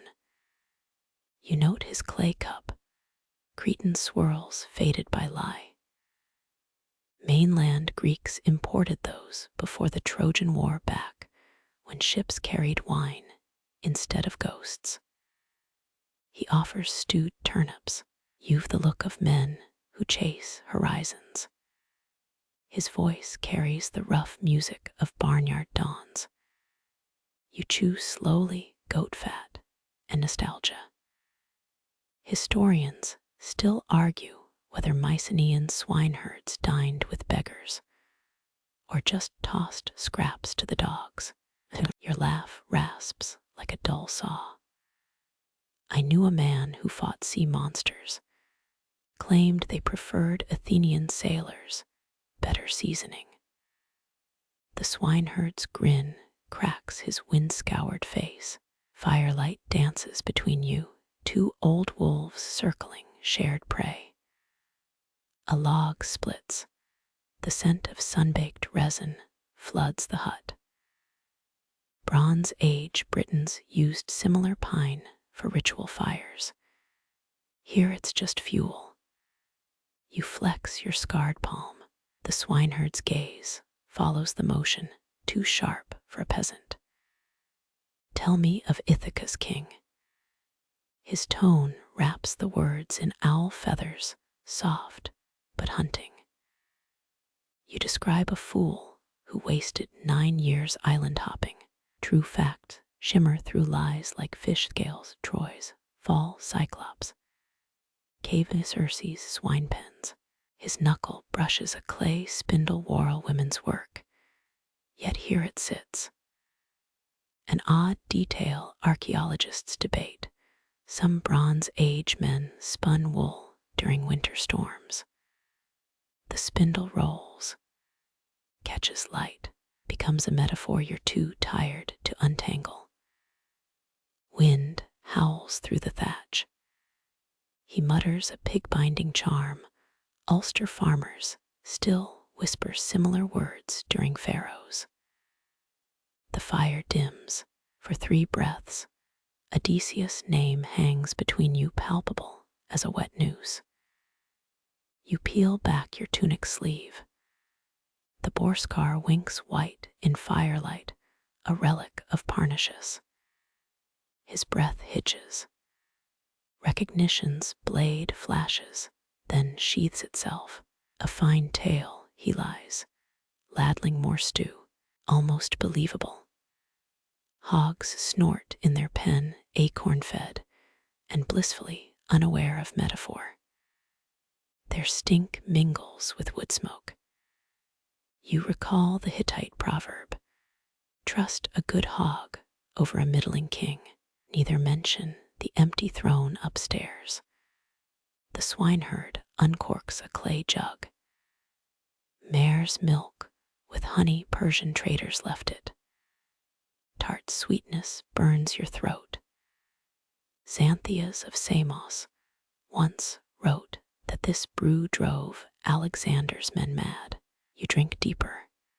He leans close garlic and elderberries. They say the queen's loom weeps at night, that it chants Odysseus' name in Lydian knots. His thumb traces the cup's rim.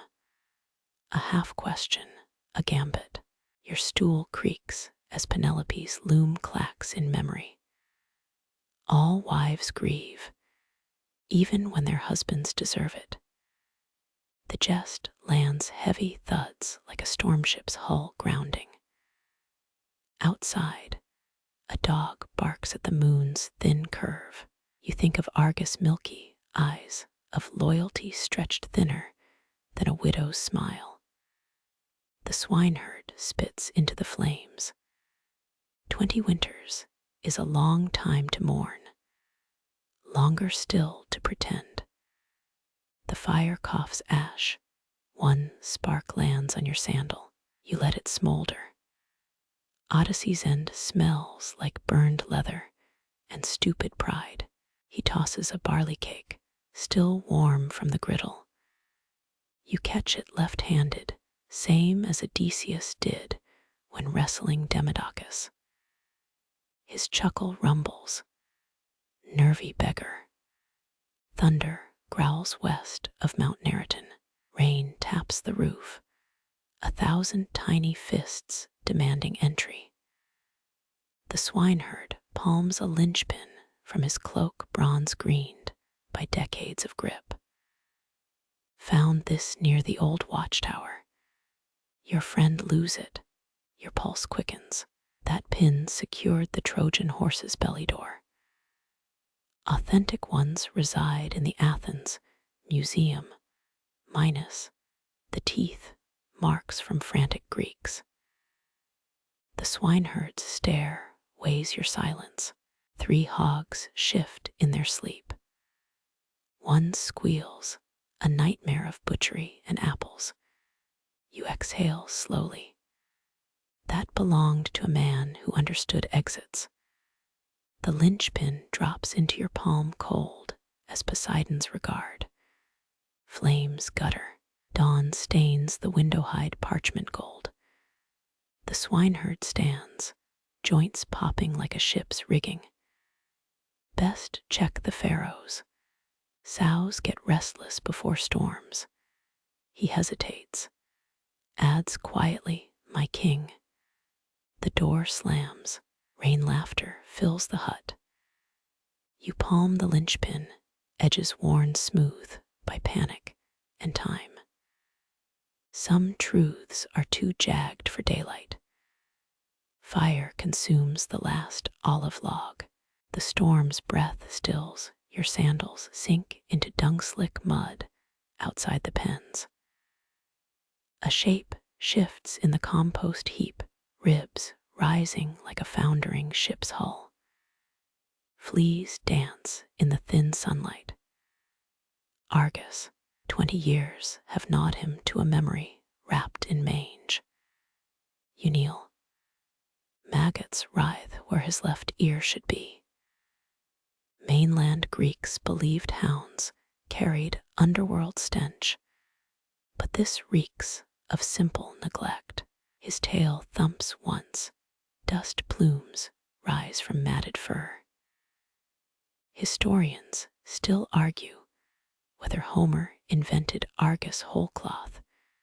No dog bones found at Bronze Age Ithaca sites. A cold nose nudges your palm. Pupil-clouded eyes lock onto yours. Cretan hounds were bred to hunt boars, not outlive their masters. His breath rasps, each inhale a death rattle wrapped in phlegm. You scratch behind his remaining ear. Fleas migrate onto your wrist. Loyalty's a fool's gamble, you mutter. The dog wheezes, a sound like wet leaves dragged over stone. Your scar tingles pernicious, snow crunching underfoot. That tusked monster's roar had more life than this. Mare's milk acid rises in your throat. Alexander's troops supposedly drunk marched 30 miles. After Persian fig wine, this feels worse. Argus, tongue lolls, pink on rot black gums. A fly lands, doesn't bother fleeing. Rain resumes, thin needles pricking your neck. You shed your beggar cloak. Drape it over the shuddering ribcage. Argus whines, high and reedy. Some Mycenaean scrolls claim dogs sing death songs in Lydian minor keys. You hear only a broken flute. His paws twitch, chasing dream hares through Elysian fields. Or Trojan battlements. The swineherd's linchpin digs into your palm cold against fevered dogskin. A Spartan general once wrote, "Old soldiers and old hounds deserve swift knives." You lack both blade and courage. Argus' exhale lingers, a final sigh flavored with rotten fish and loyalty. His body sags. Fleas scatter tiny refugees seeking warmer hosts. You count 11 breaths before realizing they're your own. A swineherd's shout drifts from the far pastures. You stand slowly, knees popping like Odysseus, ship planks in winter waves. The cloak slips, reveals one milky eye staring at nothing. Debate rages whether ancient Greeks buried dogs or just tossed them to tides. Wind carries the stench of unanswered questions. Storm gods chuckle as you trudge toward the palace. Behind you, a single wag, real or imagined, marks where devotion finally starved. The storeroom air hangs thick, oiled leather, and mouse droppings stinging your nose. Odysseus, bow leans in shadows, sap still glistening where saplings once jeweled for sunlight. Your calluses itch. 20 years since your palms cradled its ashwood curve. Suitors' laughter booms through palace walls. Let the beggar try. Eurytion's voice drips with figs and arrogance. Historians note ash was prized for bows, flexible yet unyielding. You taste the lie. This timber came from living flame. Cold metal bites your palm. The key Penelope kept woven in her shroud. A moth flits past, wings dusted with faded purple dye. Tyrian snails once bled for that color, a quirk only rich widows remember. The lock grumbles open, bowwood hums. Some believe weapons retain their maker's ghosts, dead archers knocking spectral arrows. Your spine prickles. Socrates' pupils debated whether tools hold souls, but you hear only termites gnawing ivory inlays. 3 suitors block daylight. We'll snap it like kindling, Leod sneers. His perfume reeks of roads, rose-choked valleys. You step aside. Watch sausage fingers fumble over whale gut strings. Antinous strains veins bulging like barnacled ship rope. The bow stays curved as Ithaca's coastline. Lard makes slippery grips, you mutter. His wheeze echoes through the hall, an aloe's flute stuffed with mud. Eurymachus rubs hands in olive oil panoplias, invincible grip blend. Your knuckles whiten. 12 Athenian gymnasium scrolls praise its use, but the bow laughs, a low thrum beneath whale fat stench. Melantho's perfume precedes her, jasmine and lies. Even Heracles' arrow missed once, she purrs. You count 9 suitors missing teeth. Few recall Heracles murdered his lyre teacher over a misplaced cord. Night creeps in torch flame's gutter. The last suitor collapses, red-faced and swearing. Debate rages if Homer's bow test mirrors Babylonian harp contests. You breathe deep. Ash sap smells familiar Parnassus pines after spring thaw. Let me try. Your voice cracks like old varnish.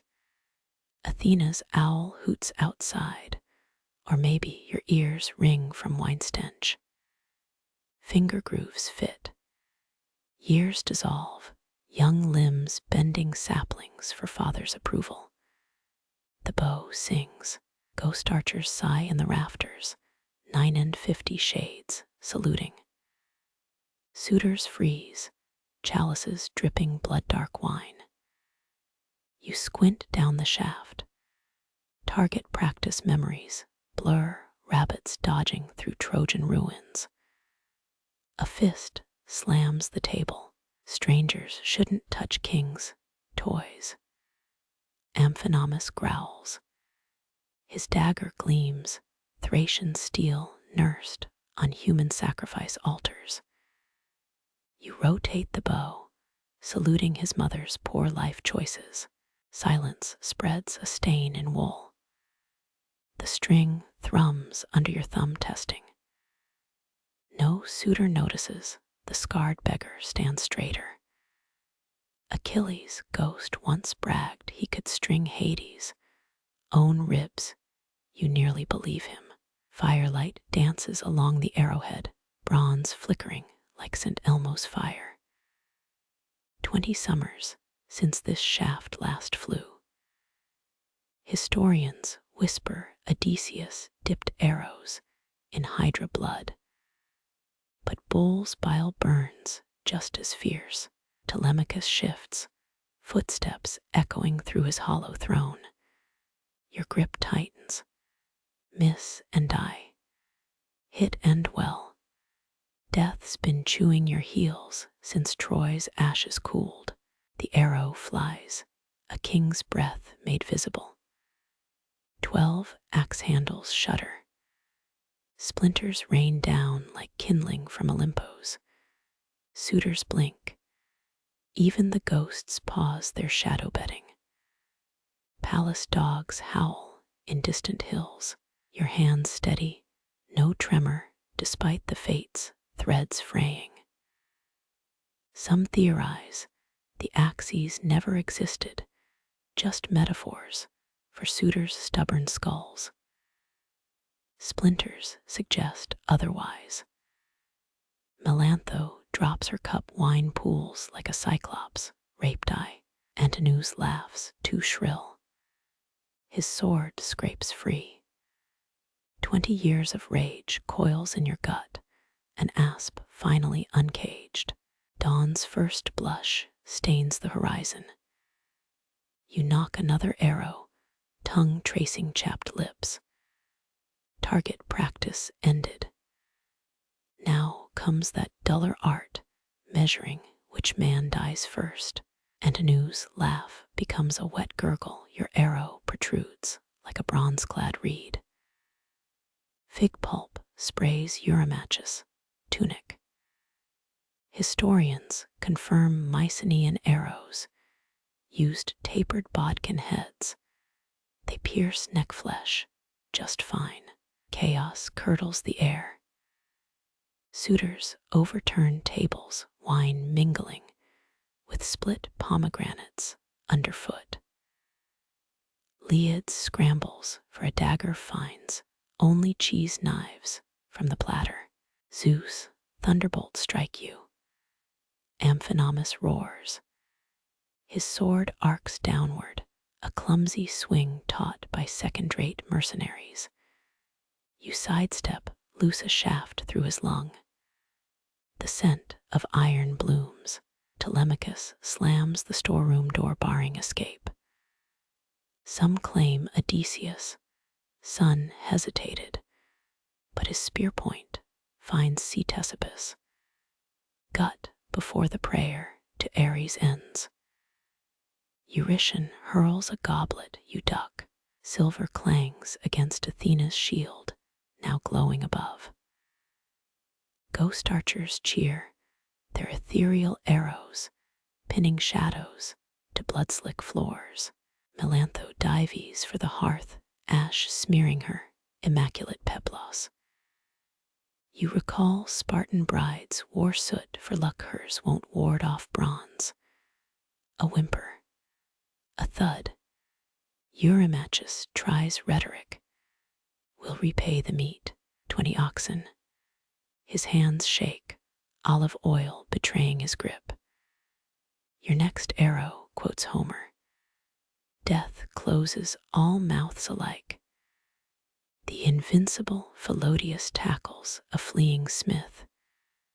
Table leg meets temple, a crack echoing Delphi's bone oracles. Archaeologists found similar fractures in Mycenaean mass graves. Vengeance leaves familiar blueprints. Odysseus sheds his rags, king flesh emerging scarred and sun-leathered. Suitors gasp like fish in Poseidon's net. One mutters, Laird's boy, as if ghosts age. Athena's shield flares, blinding those still standing. Blind Orion once loosed arrows, at waves these men fare worse.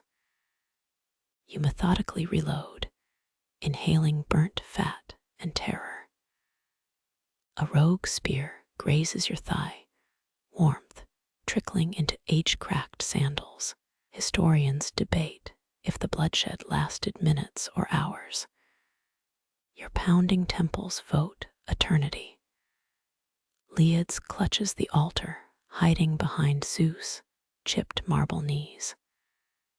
Sanctuary, he pleads. Your blade answers. A butcher's swipe, silencing the priest-turned parasite. The final suitor trips on his own chiton, face meeting Odysseus' boot. Dawn stains the courtyard crimson. Some theorists claim a solar eclipse occurred that day, gods laughing behind shadowed lips. Silence falls, broken only by flies investigating the red feast. You lean on the blood-smeared bow. Telemachus vomits quietly behind an urn. Athena's shield fades, leaving only the stench of opened bowels. Palace dogs begin their grim work, licking pooled wine and worse. Your fingers uncurl, trembling now that Hades' hall overflows. 20 years of nightmares dulled by 20 minutes of carnage. A single lyre string snaps overhead. You stare at the quiver, 12 arrows left. The fates spin on. The lyre's snapped string quivers overhead, a dissonant hum beneath the gods' fading laughter. Your sandals stick to the floor, each step peeling crimson glue. Midnight oil lamps hiss, their smoke curling around Amphinomus' still twitching fingers. Eurycleia emerges from shadowed corridors, her torch illuminating the carnage. She counts bodies like skeins of wool. 52 no, 53. Historians note Mycenaeans' calculated deaths. By pebbles in jars these men leave viscera for tallies. Absinthian wine pools around crushed figs, the banquet now a butcher's stall. You glimpse a gold ring under a corpse, its beetle carving winking. Archaeologists found such rings in Cretan graves, deaths, trinkets outliving empires. Fetch sulfur, Odysseus growls, his voice rough as wind-scoured stone. The old nurse hesitates, a beat too long. You smell lavender oil on her wrists, slave perfume for suitors' midnight visits. Telemachus vomits again, his bile joining the mosaic of fluids. Some scholars insist Mycenaean palaces had dedicated purification rooms. This courtyard becomes one tonight. Athena's shield gleam lingers, sanctifying slaughter with divine strobe lights. The first shovel strike echoes, dirt clumps hitting cedarwood coffins meant for kings. Odysseus insisted on proper rites, though tradition demands burning traitors. Historians still argue whether honor or superstition drove this mercy. Melanthius. Severed hands get tossed to dogs, their tails thumping like war drums. One hound pauses, sniffing the butcher's half-eaten goat leg. You recall Cretans fed prisoners fermented milk before executions, gentler than olive wood steaks. Penelope's loom sits, untouched, 20 years weave unraveling in a corner. Her footsteps pause at the threshold, bare toes curling away from gore. The queen inhales through her veil. You took long enough. A spent arrow rolls toward her, stopped by a spindle's weight. Odysseus freezes, king and beggar flickering in his gaze. You spot the famous scar 3 pale ridges above his knee. Trumpets blare at dawn, kinsmen gathering beyond Ithaca's blood-caked gates. Let them see, Odysseus rasps, propping a corpse against the threshold. A gull plucks Eurymachus' eyeball, its caw mocking mortal plans. Lustral water sizzles on charnel house tiles, scenting air with false purity. You scrub entrails from the queen's chair, its lionfoot legs snarling up at you. A raven perches on the altar's Zeus, cleanup crew arriving fashionably late. Eurycleia returns with sulfur, its choking fog, erasing all but the sin. The stench clots your throat, worse than Cyclops' cave mold. Theories claim Mycenaeans used sea salt for cleansing, proof that fire sanitizes better than ocean spray. By noon, only stains remain, rust-brown ghosts on sunlit flagstones. Odysseus straps greaves over stiffening limbs. Penelope tests her husband's bowstring, an 8-note tune plucked in the silence. The raven takes flight, a single black feather spiraling into the west wind. Some claim it carried souls to asphodel, others say it just wanted the last lamb chop. Athena's shield light gutters like a dying torch, daylight bleeding into violet twilight. You count 12 arrows left in the quiver. The fates spin on. Blood drips gold down Athena's fingertips, each drop hissing where it hits stone. Your vision swims, her owl-eyed helm dissolving into dawn mist. Wrinkles melt off Odysseus' face like wax under a blacksmith's torch, 20 winters fleeing his skin. Penelope's spindle clatters, the sound sharp as a war cry. Her veil slips, you spot cracked lips mouthing. Tanner's Market, their old courting spot near the leather stalls. Historians found dye vats there from the late Bronze Age, proof love blooms beside stink. The goddess braids unravel, each strand becoming swallows that dart past shattered shields.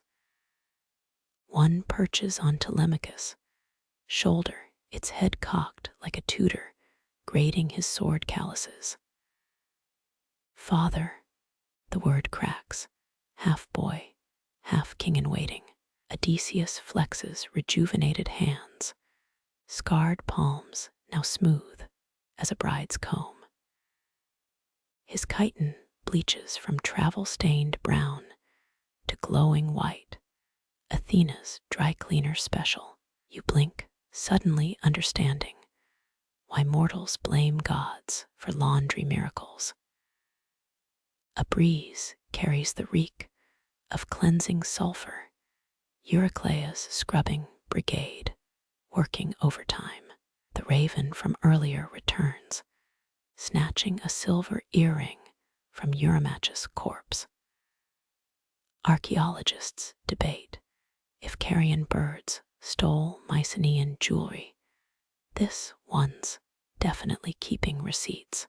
Athena's voice hums, a double timbre, like two lutes playing the same string. 9 years I fought Poseidon's tantrums for you. Her side-eye at Odysseus could curdle milk. Next time send postcards. The king's laugh sounds wrong, too bright, like bronze polished past its patina. He reaches for Penelope, stops when she steps back into shadow. Their marriage beds, olive roots creak, allegiance shifting beneath them. Your toes squelch in something best left unnamed. Telemachus wipes vomit off his chin, swipes a honey cake from the wrecked feast. Some say Mycenaean nobles ate thistle after battles. To purge guilt he chews slow. Eyes vacant, a mosaic shatters. Melantho's ghost flickers there, her death scream trapped in ceramic shards.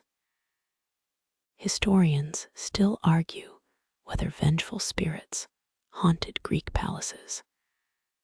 But that's definitely her lunging at Euryclea's ankles. Athena snaps her fingers. Bloodstains peel upward like reverse rain. The gore accelerates, dried viscera rewinding to liquid crimson midair. You taste copper time flowing backward on your tongue. A child's laugh echoes, little Astyanax. No, just a dove trapped in the rafters. Odysseus, restored face tightens, maybe hearing phantom cries from a certain Trojan baby. Let's not dwell. The goddess stretches, her divine glow dimming to something almost mortal. Bedtime for this mask. She tosses her aegis cape over a spear rack. You spot Egyptian linen lining. Byblos traders sold similar to Cleopatra centuries later. Telemachus, knees buckle, the swallow on his shoulder, flits to a windowsill. His father doesn't notice, too busy studying his reflection in a puddle of wine. Vanity survived the underworld intact. Penelope unclasps her belt, the one Odysseus tied with 20 sea knots pre-Troy. The rope crumbles, years of sea salt and waiting finally taking their toll. Her sigh says Ithaca needs better marriage counselors. Athena plucks a feather from her dissolving wing, offers it to you with a wink. It's warm, pulsing like a live nerve. You pocket it, bad idea, probably. Dawn bleeds across the courtyard, 63 shades of pink, mocking last night's carnage. Slaves haul ash buckets, their faces blank, as the fates loom. One giggles at the raven stealing Eurymachus, other earring. Odysseus tugs his beard, newly dark hairs between his fingers. Fetch my bow, he tells the air. No one moves. Telemachus swallows honey cake, A prince's rebellion served sticky and silent. The goddess fades last, her eyes lingering on the olive tree bed frame. A rumor floats where she stood. Sappho wrote odes to this moment, burned them for being too obvious. Your stolen feather itches, nestled against the Cretan beetle ring. Outside, the sea whispers new lies. Inside, blood turns to rust beneath the sun's relentless stare. Slave hands swirl red rags across clay tiles. The hearthstone's cracks, gulping diluted blood. Your nostrils flare. Vinegar masks murder's iron tang, but not death's alleyway reek. One woman scrubs with a pumice brick, same gritty squares Mycenaean maidens used to scour warrior grease from floors. The raven's back, this time it nabs Amphinomus, ruby signet ring. 13 carrion birds circle the courtyard Olympus, original jewelry thieves. Archaeologists found 10 troy ounces of gold, trinkets in a raven's nest, near Thebes sue for royalties. Songbird, ropes creak above. 12 hanged men turn slow as lazy sundials. Dawn stripes their bloated feet corpse blue, toe tag theaters, matinee show. Historians still argue whether Greeks displayed traitors' bodies east-facing. Despite the sunrise, these faces definitely curse morning's arrival. Your stolen feather squirms, nestled against that beetle-shaped ring from Knossos. Athena's parting gift itches worse than Trojan horse splinters. When you scratch, 3 swallow feathers fall out, classic, divine warranty void. Eurycleia hobbles past, her bucket sloshing pink water onto the swineherd's sandals. 4th scrub, she mutters.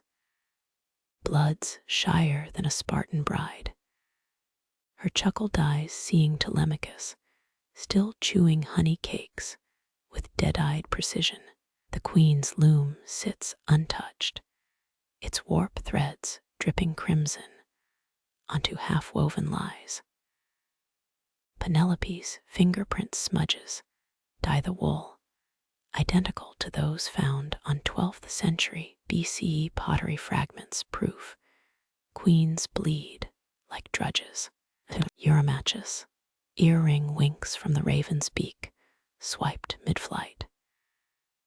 It's silver-edged, with Apollo's lyre too, refined for a second-rate suitor. Maybe Antinous gifted it after losing that infamous chariot bet. Useless trivia now, Hades bards will sing receipts. Slave children haul kindling, stacking treasonous tongues under the death gallery. One girl pockets Eurylochus, molar future blackmail or morbid souvenir. Teenagers invent macabre games long before TikTok trends. Odysseus paces, his rejuvenated face already gathering storm clouds. Each pass kicks up ash from last night's torches. The soot clings like ghostly freckles. His sandal squeak sinks with the hanged men's swinging, an accidental death march.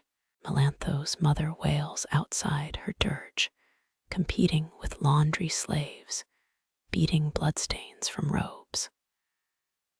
The rhythm matches Agamemnon's funeral beat, same tempo, different butchered king. Even grief plagiarizes in Ithaca. Your feather molts again, now glowing faintly behind your ribs. Did it move? Nope, just phantom divinity. Someone should have warned you about stolen god junk's return policy. $200 restocking fee and eternal hiccups. Cleaning crews uncover Amphiamden's hidden dagger, tucked under a wine jug with of King Priam's face. Authentic Trojan steel, yet he died gripping a butter knife. Irony sharpens all blades here. Telemachus spits seeds into the gore puddle, carving tiny ships that sink immediately. His jaw works like he's trying to unswallow 20 years of silence. Archaeologists found similar seed piles in Mycenaean gutters. Princes will prince. The hearthstone finally gleams, its surface betraying nothing but wood smoke and lies. Centuries later, tourists will kneel here, unaware their sandals mash suitor ash into the grout. History scrubs clean for the right price. Athena's feather dissolves at dusk, leaving your palm tattooed with owl-down shadows. The raven caws once, a punchline to some immortal joke. Outside, waves whisper Troy's old taunt. No one escapes twice. Dawn spills through the loom room window, your back stiff, from watching Penelope's shuttle dance across half-finished linen. 20 years of unraveled work cling to her distaff like cobwebs. Same crisscross patterns found on Spartan bridal veils circa 1200 BCE. Too bad those grooms lasted longer than her suitors. She plucks a threadbare section, its frayed edges mimicking Ithaca's coastline. Wear and tear, she murmurs. The lie tastes like overripe figs, sweet decay. Historians still argue whether the weaving stratagem was Homer's invention or an actual Mycenaean widow's trick. Either way, Queen Level Petty, her thumbnail tests the warp tension, identical to rigging on Odysseus' lost ships. You've seen that grip before, on amphora handles from Pylos bearing her father's dolphin seal, but tonight's textile smells different, musty damp, with secrets. Footsteps echo Odysseus. New sandals squeak Trojan blood into the room. Penelope doesn't turn. Smart move, Mycenaean mirrors, warped reflections anyway. Bronze Age girl math. Keep weaving until your husband stops reeking of other people's gore. He clears his throat. The shuttle clatters, startled as a jilted suitor. Silence stretches tighter than the loom's hemp strings across the Aegean. Some cuckolded philosophers screaming into his wine about missed romantic cues. Your elbow knocks over a dye pot, indigo pools around scurrying beetles. One escapes, shell gleaming like Odysseus' shield pre-massacre. Take notes. Bug Ithaca's survival guide starts with avoid blue liquids. Penelope snaps a thread between her teeth. The sound echoes through her jaw's hollows. Nutritionists would have prescribed her fig paste and goat milk smoothies. Too bad Bronze Age wellness blogs sucked. Odysseus reaches for the loom. She tenses, fingertips whitening on the shuttle. Remember that Manon fresco of couples fist-fighting over textiles. Archaeologists found shredded linen in Knossos drains, ancient rage quits. You kept it. His voice roughens, gesturing at the olive wood bed frame, its roots still gripping palace bedrock. A 1972 dig found similar beds, preserved in volcanic ash love seats, surviving gods, tantrums. Her laugh cracks dry as papyrus. Moonlight rots faster than loyalty. The insults tailored tighter than Achilles' greaves. Maybe she practiced between suitor evasions. Bed joints groan as he sits, ankle brushing the carved root, where their first child's teeth marks linger. Parent hack. Toddlers make great woodcarvers when bribed with honey. Your sandal sticks to spilled dye, adultery's awkward third wheel. You're basically the chamber pot in this reunion scene. Somewhere, Euripides takes feverish notes for future cringe comedies. She yanks a broken thread, the entire web sags. Ominous sign, considering Troy fell from one loose string. Athena's probably facepalming on Olympus should've gifted a sewing manual. Odysseus pulls a moth-eaten tunic from his belt, same weave as the loom's pattern. His proof smells of Calypso's cave mold and poor life choices. Relationship tip: don't gift wives laundry that outlasted your vows. Dogs howl outside Argus, ghost, requesting a rewrite. Penelope's tears hit the linen, blooming into indigo starbursts. Chemistry win. Mycenaean dyes bonded best with salt water. He grips the bedpost, knuckles matching the wood's gnarls. They've become their own metaphors, annoyingly poetic.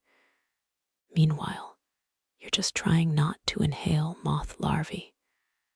The shuttle resumes its dance, but the rhythm's changed.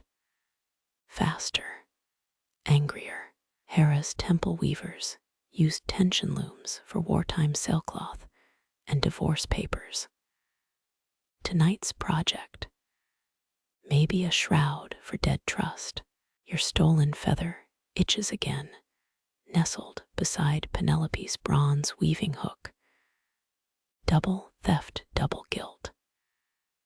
The raven outside caws thrice, avian comment section roasting this disaster.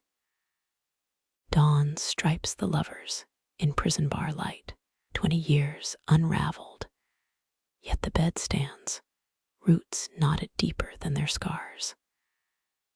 The sea murmurs approval or indigestion from swallowed suitors.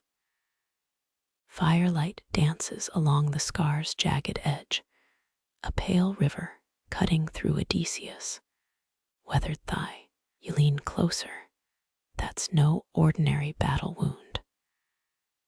The gnarled tissue matches descriptions from linear B tablets, hunting accidents carved into clay like grocery lists. He traces the mark with a calloused thumb, same motion Cyclops used feeling for trapped sailors. Parnassus boar, he mutters. 12 winters old, spear trembling, you smell the pine resin his tutor smeared on his grip for luck. Or was it to hide sweat stains? Snow crunches beneath your shared vision, a teenage Odysseus panting beside uncles in wolf pelt cloaks. Their breath hangs like ghosts. The real ones will come later. Historians still feud over whether this hunt myth validated royal lineages or just excused bad parenting. Jury's out. The boar's tusk glints, an ivory scythe tearing through ferns. Young Odysseus missteps, his sandal thong snaps. Spartan athletes competed barefoot for this exact reason. But try telling that to a charging 400-pound hog. Blood blooms scarlet on snow, shockingly bright against mountain ash berries. Fun fact: Mycenaean surgeons used spiderwebs and honey to stem such wounds. Works great, unless your patient keeps ranting about honor codes. Penelope's finger hovers above the scar, not quite touching. Bronze Age couples therapy. Dissect old injuries before breakfast. Her nail catches firelight, same coppery glint as Helen's hair in Troy's final torchlight. Awkward. You whimpered, she says. His chuckle rasps like a whetstone on dull bronze. You cried over a snapped loom thread yesterday. Marriage, where vulnerability becomes a contact sport. The bedpost creaks. Its carved roots remember the boy who dribbled pomegranate juice here. Borers avoid this olive, would even insects recognize cursed furniture. Your knees ache from crouching heroic epics. Never mention spectator arthritis. Somewhere in Hades, Homer's chuckling into his ambrosia. Odysseus rolls down his greave, leather stiff from salt water and 20 years of bad decisions. The scar winks, a puckered mouth, whispering forgotten oaths. Archaeologists found similar marks on Turin's palace frescoes, princes showing off their achievements. Wind rattles the shutters, carrying the stench of still smoldering suitors. Pro tip: cremation smells nothing like sacrificial lamb, more like overdone pork cheek. Penelope presses her palm to the scar, sudden as an ambush. Skin remembers. Fingertips trace the gash's grammar, a story sharper than any bard's. The boar's final roar vibrates through memory, teeth snapping where his femoral artery should have been. Teen Odysseus survived through sheer spite, a skill he'll need for marital politics. She snorts. You told me this scar came from a Trojan lance. You said your weaving was for Laird's shroud. Checkmate. Moonlight slinks across the floor, cowardly witness to domestic truces. That's the thing about ancient wounds. They gape open when THE Chinese letter chorus least expects it. His thumb brushes her wrist pulse. A king exploring foreign shores. Her breath hitches, same rhythm as oars striking waves during midnight escapes. The scars, ridges mimic Ithaca's, cliff lines, jagged and unyielding. You've seen such topography on Phoenician star charts, navigational aids for storm-tossed marriages. Dawn seeps through shutters. The new light ages them 20 years in a blink. Odysseus tugs his tunic down. Penelope resumes weaving. Resentment's loom never sleeps. Somewhere on Parnassus, a boar's skeleton gathers moss, its tusk still sharp enough to draw blood from careless hikers. The mountain remembers what lovers pretend to forget. Your palm grazes the bedpost, its surface still rough, where roots fused with axe marks. Olive oil lamps pool, honeyed light on wood that's technically a crime scene if property damage had courts in 1200 BCE. Archaeologists confirmed this. Mycenaean marriage beds were often carved from living trees to symbolize permanence. Odysseus. Fingertips dig into a knothole, same motion he used anchoring ropes during Cyclops Cave escape. Some habits die harder than others. Penelope's shawl snags on a splinter, 6 strands of midnight blue, wool catching like regrets. I oiled it weakly, she murmurs. Even when the suitors her sentence phrase, you taste sea salt anyway, not from tears, but the gales still howling in her voice from 20 winters' lonely vigils. The bedframe creaks, alive beneath your knees. Actual fact, olive trees can regrow from stumps, a trait Ithaca's kings probably envied during their mortality crises. This one's roots still clutch attic soil, its gnarled limbs cradling the mattress like a mother hoisting a colicky heir. He strokes a whorl in the grain, patterns matching the labyrinth under Knossos. Your father demanded proof, Odysseus says. Laertes' ghost seems to lean closer, the old king's paranoia about counterfeit grooms, now fossilized in folk tales. The real test was simpler. Build it from the tree our lineage planted. No mortal saws involved, just bronze axes and a teenager's blisters. You notice the headboard's asymmetry, one post thicker than the other. Turns out young Odysseus misjudged the heartwood center. Classic overachiever move, can't even ruin a tree properly. Their linked shadows sway, firelight etching a four-handed monster on the wall. Penelope's shoulder brushes his bicep strategically, like she's fording a river on stepping stones of old grievances. Her thumb finds the axe marks. Each notch a day, he carved this bed while dreaming of Troy's beaches. The wood remembers sweat better than she does. A leaf unfurls near the footboard, pale green and blasphemous. Olive trees don't sprout indoors unless your marriage is part Photoshop. Some scholars swear the Odyssey's living bed was allegorical, a metaphor for Penelopes Chinese letter.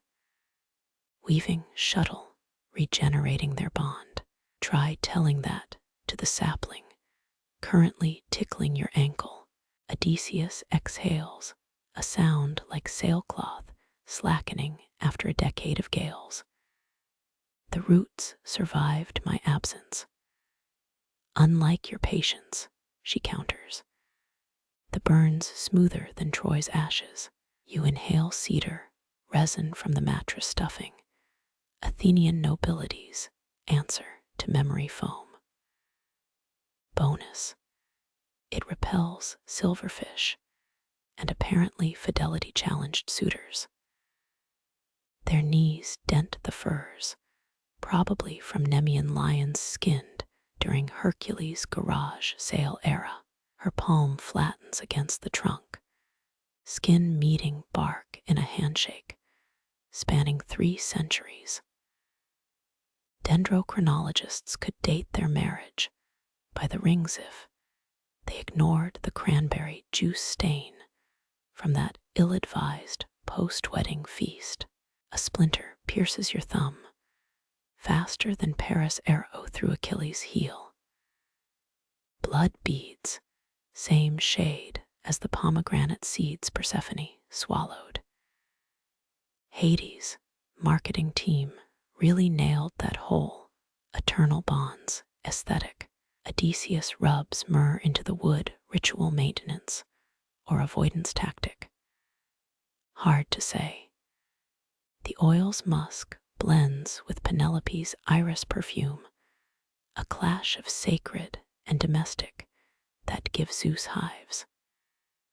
You snored less back then, she says. You hogged fewer blankets. Progress. Moonlight filters through a knothole, projecting a coin-sized spotlight on the sheets. Corinthian drachmas bore similar designs, though less likely to trigger existential dread. The bed's shadow stretches, a clawed hand grasping at the door. Exit signs weren't invented yet, but the metaphors working overtime. She plucks a withered leaf, crumbles it over Odysseus' scar. Ancient couples therapy, foliage-based guilt trips. His jaw clenches, same tell he had when Cyclops asked for a name. Breeze riffles the canopy above impossible indoors. Yet here we are. Bronze Age architecture skipped OSHA compliance. A petal drifts onto the pillow, white, as the sails his crew mistook for surrender. That didn't end well. Your eyelash sticks to the mattress. Proof, even bystanders shed parts of themselves here. Historians still argue whether this bed symbolized marital unity or just Ithaca's shaky carpentry standards. His hand finds hers, calluses locking like shield walls. The tree shivers, or maybe that's your sleep-deprived retinas. Dawn licks the horizon pink as a conch shell's innards. 20 years of separation evaporate, or get compacted into the silence between heartbeats. 3 things survive empires: olive trees, poorly told lies, and the weight of a lover's palm at 4 a.m. The roots dig deeper, anchoring stories you'll only whisper to mites in the mattress. Dawn spills over Ithaca like watered wine. Your sandals crunch gravel toward forgotten orchards where Laertes digs for ghosts. The old king's back curves like a question mark over his hoe and agrarian. Poe's Homeric bards, probably airbrushed from their warrior epics. Historians confirm Mycenaean nobles often doubled as orchard keepers. Land stewardship trumped even spear polishing. Come harvest season, Odysseus kneels, hands sinking into soil that birthed his first spearhead. Some things grow better when buried. Anger, rusty swords, maybe father-son silences. His thumb brushes a scarred olive root, same tree he swung from while Laertes lectured on crop rotation. Turns out parabolic arcs apply to both flung stones and regret. Laertes, pruning shears gleam 3rd century BCE farmers buried similar bronze tools in graves. Afterlife orchards won't trim themselves, apparently. The old man squints his cataracts, mistaking Odysseus for a trespasser or a memory. You've the look of a king I buried, he rasps. The lines rehearsed, brittle like Athena's chitin during dry season. Kings make poor farmers, Odysseus counters. Their first truth in 20 winters, it lands like a dropped amphora. He uproots a thistle so much easier than disentangling Troy from his veins. Dawn's honeyed light reveals Laertes' hands, calluses map old battles against blight and invading root weevils. Modern mycologists found Mycenaean fungal infections preserved on tablet inscriptions. Agricultural sabotage as warfare's crusty cousin. A breeze riffles Laertes' beard. Lint from Penelope's loom clings there like albino fireflies. He offers figs from a pouch wrinkled as the oath they swore when Odysseus first sailed. Legends claim the fruit's sweetness revived comatose warriors. These taste like dust, and maybe, next time, you crunch a seed, calcified proof that even dehydrated promises leave residue. Their hosts clank, syncopated beats replacing unsaid apologies. The earth splits open, welcoming old spearheads and older hurts.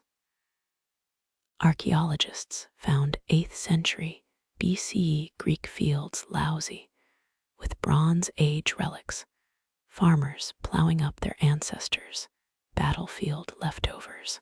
Laert's iron blade strikes a helmet, crested's horsehair plume, long since composted into parsley patches. Odysseus exhumes a shattered shield rim. His thumbnail fits the crack where Ajax's spear struck during that ill-fated foot race. What's the statute of limitations on accidental fratricide? The metal flakes like lichen, oxide, as time's dandruff. He rubs it between fingers ashier than the remains of his crew in Poseidon's maw. Laert's cough sounds like a dying lyre string. Storm coming. Translation: this hurts more than my arthritis. Historians still argue whether their reunion scene was original to Homer's text or tacked on by some romantic Athenian scribe with daddy issues. Doesn't matter now, the real ending grows here, between uprooted stones and the grubs they've disturbed. A Mina bird shrieks, divine eavesdropper, or just thirsty. Odysseus palms a spearhead to Laert's for the compost pile. The old man's snort could ferment grapes. Their laughter tangles in the branches, a sound Ithaca's soil hasn't absorbed since Theseus ditched Ariadne. Classic deadbeat, move the original. I'll text you, martyr. You pocket a rusted arrowhead, souvenir, or future sewing needle. Depends how the morning unfolds. Laert's traces Odysseus' arm scar, the one shaped like Circe's island. His fingertip hesitates at the raised tissue pelican's beak, stalled mid-plunge. They don't discuss the decade of suppers missed, or who forgot to prune the north grove before winter. Dew soaks your knees, Persephone's daily tantrum. Odysseus hauls a lichen-crusted boulder aside, same way he cleared suitors from his hall. Less screaming this time. Laert's mutters about grafting apple saplings onto pear roots. Metaphor alert, too on the nose. The old man's earned his heavy-handed allegories. Athena materializes as a farmhand, leaning on a shovel, part-time goddess, full-time spectator of daddy drama. She nods at the tilled soil. Better crop than your last venture. The Trojan horse's timber probably ended up as some farmer's chicken coop. Poetic justice smells like manure and hindsight. Noon bleaches the field white, the sun elbowing through clouds like an overeager gymnast. Their shadows merge at midday two-headed hydra of generational stubbornness. Laert's dog circles the turned earth, nosing for the war ghosts they've supposedly buried. Canines make terrible historians, but excellent compost critics. Odysseus wipes sweat with a hem Penelope wove pre-Troy. 20 years of unraveling, still holding firm. The fabric scrap smells of lavender and indecision. Did she doubt while threading each bobbin? His shoulders flex, plowing muscle memory older than guilt. A skein of geese arrows overhead reminder that some navigators don't need boats. Laert's offers water from a skin tastes like goat and pennywort. Hydration tips from the Iron Age. Just add grit. You spit sediment, eyeing cicadas drilling olive bark. Experts think they're why Mycenaean liars used goat tendons instead of tree sap, less tasty to insects. Odysseus mimics their buzz, a lullaby for the roots beneath his blistered feet. The orchard gate creaks, its hinges singing lower C sharp. Euterpe's influence or rust. Either way, it groans closure as they exit. Laert's hand rests on Odysseus' shoulder, half proud general, half drowning man. You follow their footprints to sets merging, where the path forgets to wind. A fledgling olive sprout pierces the disturbed earth, first green since the war began. Sunset finds them stinking of loam and lineage. The ghosts stay buried for now. Dagger-sharp shadows stripe the courtyard. Your heel grinds, a stray olive pit into dust. That fledgling sprout's already got cousins, doom saplings, pushing through every crack. Armor clatters beyond the walls. 50 men marching to a tempo Odysseus hasn't danced to since Troy's gates fell. Homer never mentioned the Myrmidons' descendants had a timeshare on vengeance. Pandemonium's pre-show snacks. You nibble barley cakes while Telemachus straps greaves. His kneecaps gleam, untested by anything harsher than palistairs. Sword belts cinch tighter after the first kill. Odysseus mutters advice that aged like milk left in Helios' chariot. The boy retches discreetly. Classic pre-battle jitters. Even Achilles puked before his first skirmish.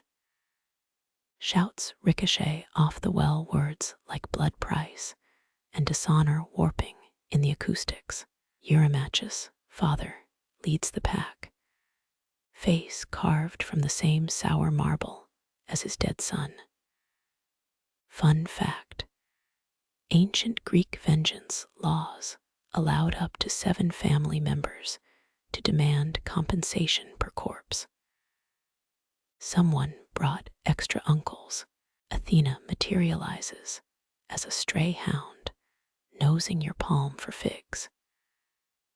They're using Anticlea's funeral urn as a rallying cry, she growls. Your thumb traces the storeroom blade's grip, leather worn smooth by generations of poor decisions. Turns out keeping grandpa's sword oiled doesn't prevent dynasty-level drama. The gates tremble, hacked oak groaning like Orpheus' last chord. Odysseus positions himself where dawn light hits his brow just so. Stagecraft 101. Always backlight your heroics. A spear tip protrudes through splintered wood, its iron head pitted by rainwater and pettiness. Historians found similar weapons in Mycenaean siege hordes, dexamethasone for daddy issues. Return our son's bones. The demand curdles the morning air. Odysseus, reply. A whetstone singing against bronze, metallic lullaby for soon-to-be orphaned steel. You spot shields painted with suitors' faces, posthumous portraits already flaking in the humidity. Overcompensation's an art form here. Telemachus fumbles his spear. It clatters loud enough to wake the Furies. The crowd jeers.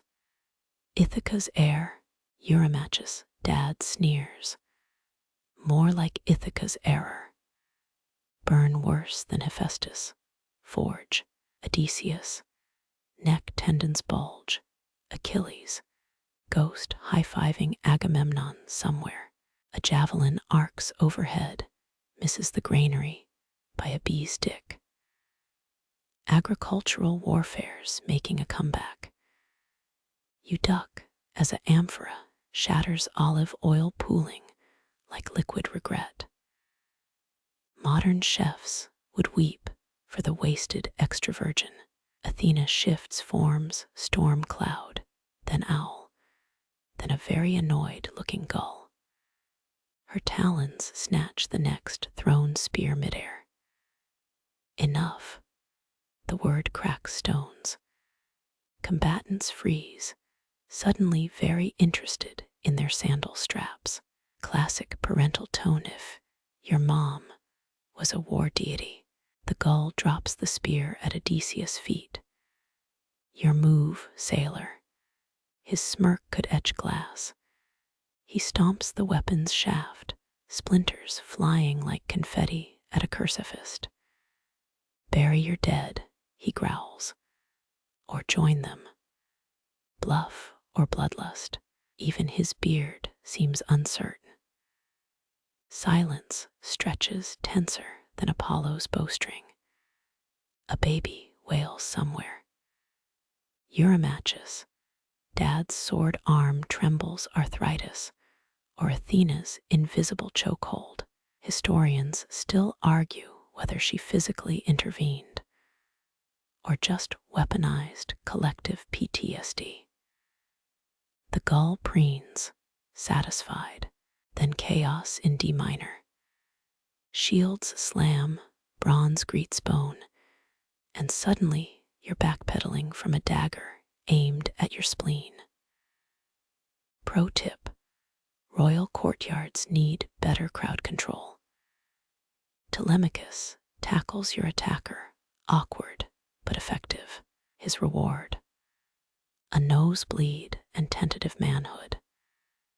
Odysseus weaves through the fray, kingly as a shark in a TUN, a Chinese letter.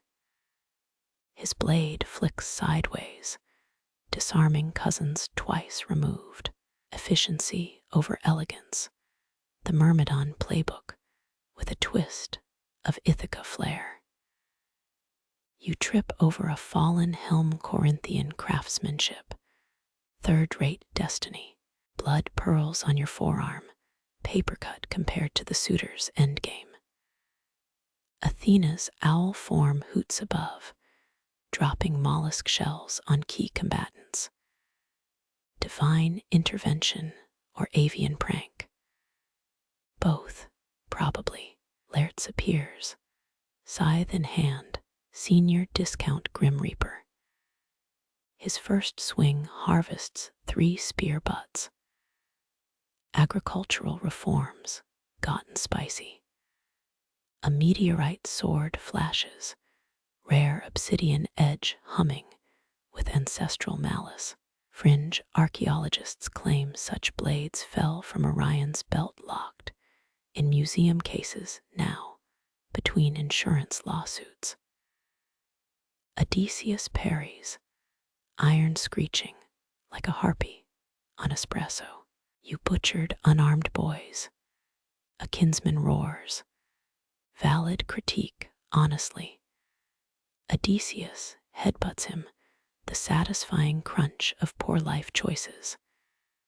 They armed themselves with my bread, he spits. Culinary criticism. Homer's deadliest foe. Telemachus corners 2 foes by the olive press, leverage outweighing experience. Their swords get stuck in the crushing stone because karma's into slapstick today. You're almost proud.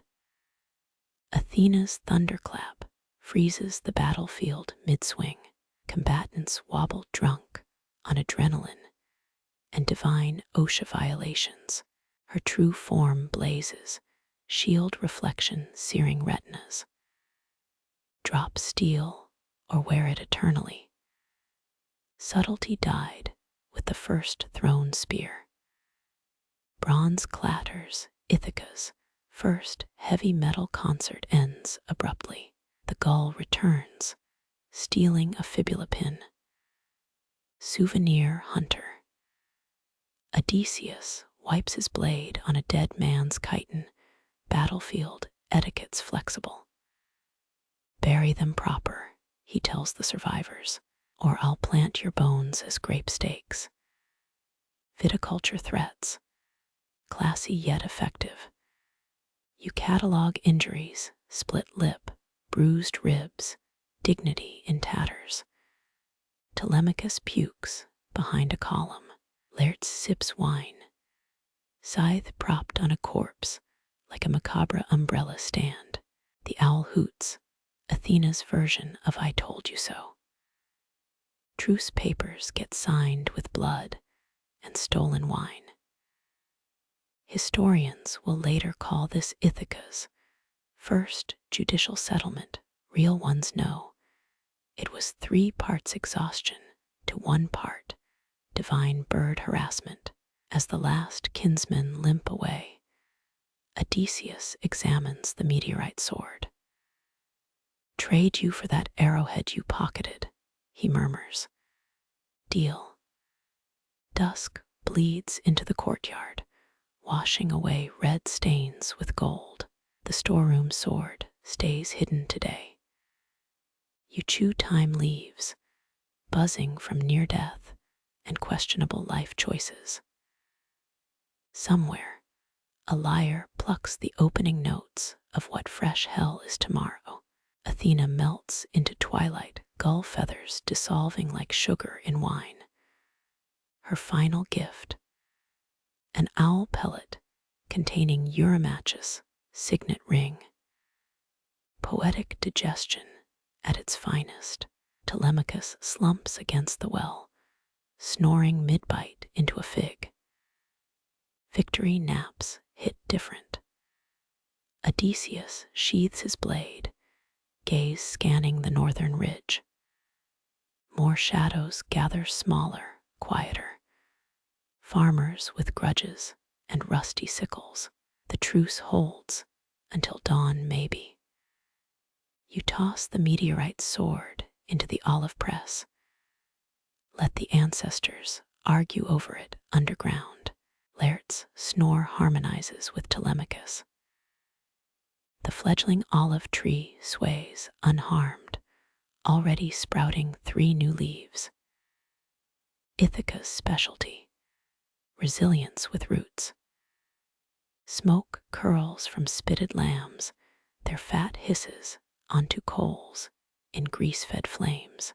You've smelled safer banquets at pirate funerals. The bard plucks his lyre, blind eyes tracking shadows only he sees. His tune, a remix of Trojan dirges like If Achilles, Rage, got a ukulele makeover. A serving girl offers you honeyed dates, her braids threaded with myrtle sprigs. The leaves twitch, not the wine's fault. Ghosts coil through the feast, translucent spears clinking against real ones. One phantasm licks lamb grease off a soldier's dagger. Historians confirm Mycenaean truce feasts doubled as spectral meet and greets. RSVPs mandatory for the violently deceased. Odysseus gnaws a rib, juice staining his beard crimson. Eat, he commands, though his own plate stays full. Power move or indigestion. Your teeth meet gristle, chewing slowly to avoid crunching bone flecks. Modern foodies would slap artisanal on this and charge extra. Eurymachus, father glowers from the high table, mashing figs like they're his enemy's windpipe.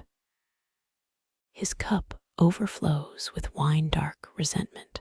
Funerary etiquette says he can't duel here, but his foot keeps edging toward a hidden dagger. Hybrids of mortal grudges and ancestral wraiths aren't covered in Emily Post's Bronze Age guide to parties. The bard hums louder, a melody that makes your fillings vibrate.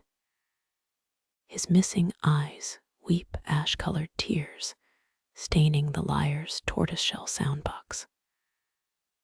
Archaeologists found similar instruments buried with honey preservation technique or snack for the afterlife.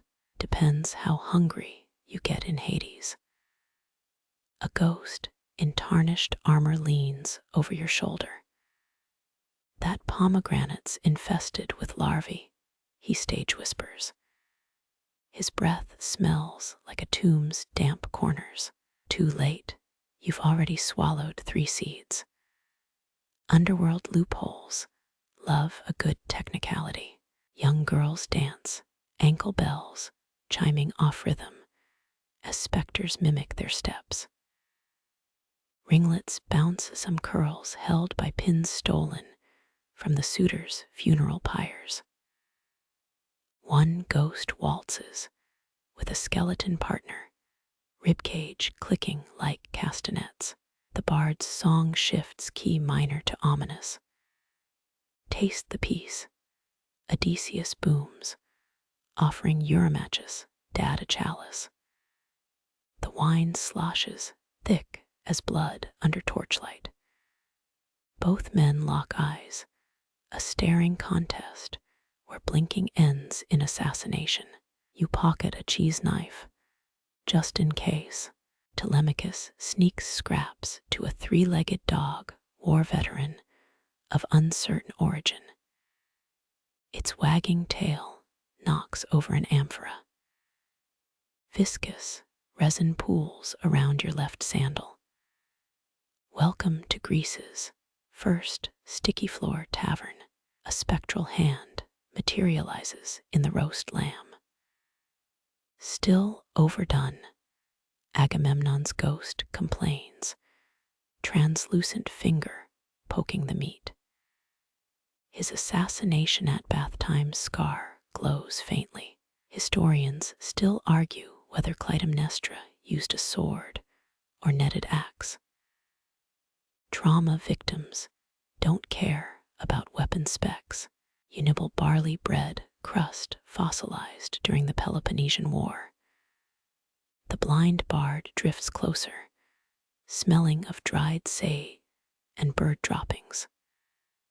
Sing of happier times, you ask. Big mistake. His ode to Helen's armpits isn't in the official canon, her sweat shimmering like Aegean dawn dew. Paris had questionable priorities. Laughter erupts as a suitor's ghost trips over his own toga. Mortality's great equalizer. Even arrogant pricks can die embarrassingly. Odysseus throws a fig at the specter.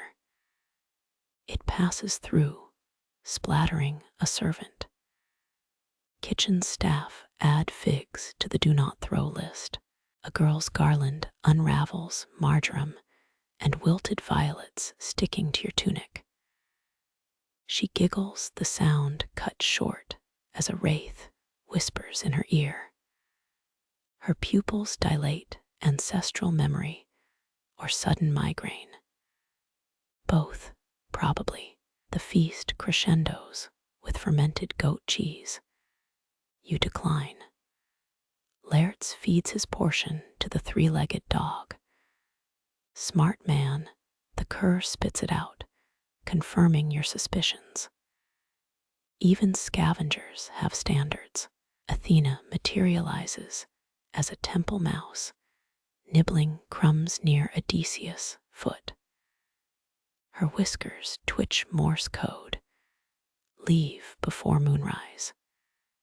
Too late, the bard begins the ballad of questionable alliances.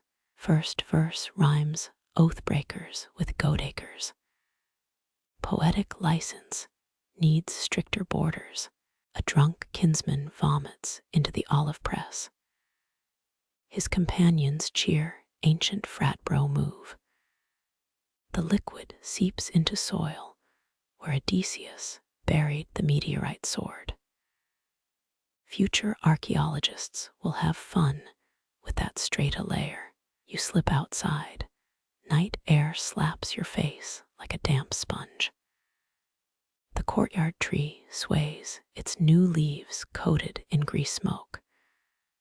Roots nibble the sword's obsidian edge. Ithaca's flora eats better than its people. The bard's song follows, melody warped by distance into something almost beautiful. Stars blink awake, arranging themselves into contentious constellations. One looks suspiciously like a gull holding a spear. Athena's celestial fan art needs curation. Back inside, Odysseus offers you the last fig. His palm bears fresh cuts, reminder that peace requires sharper knives than war. You split the fruit, avoiding the worm tunneled near the stem. Compromise tastes gritty, but it's fruitier than expected. Firelight dies, embers whispering secrets to the wine dregs. Somewhere, a widow burns her husband's shroud threads, unraveling into tomorrow's kindling. The three-legged dog howls. Second verse, same as the first, just with more ghosts. Watchfires gutter, their orange tongues lapping at charred wood, until only embers remain. You sag against a courtyard pillar, cool stone seeping through your tunic. Odysseus sits motionless, a king-shaped shadow studying stars that once guided him home. Between the dipper's tines, a blink. Athena's owl glides past, regurgitating a mouse skull onto the banquet roof. Bronze Age pest control. The three-legged dog limps by, nose twitching at your fig-sticky fingers. It collapses with a sigh that rattles its ribs. Even mutts here have tragic backstories. Waves hiss against the shore 3 nights since the slaughter, and Ithaca still smells of burnt hair and oregano. A servant girl stumbles past, arms piled with blood-crusted platters. One goblet drips red trails, leading to the storeroom, where spears lean like harvested wheat. Historians confirm Mycenaeans recycled bronze faster than frat houses recycle beer cans. Odysseus rises, his cloak snagging on a bench splinter. The tear sounds louder than it should. You follow his gaze upward, constellations shifting like pieces on a game board. That dolphin-shaped cluster, early Greek sailors called it Delphinus the Harbinger, though it looks more like a squid with commitment issues. He nods to the horizon, where dawn licks the sea, a cautious pink tongue testing hot coals. They're watching, he murmurs, no need to name the gods. Their fingerprints litter the sky, thumb smudges eclipsing lesser stars. Your sandal crunches something. A clay shard glazed with a face that might be Poseidon or a grumpy tavern keeper.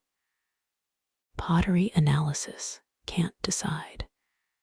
You pocket it. Future archaeologists will debate your bathroom habits. The dog whines.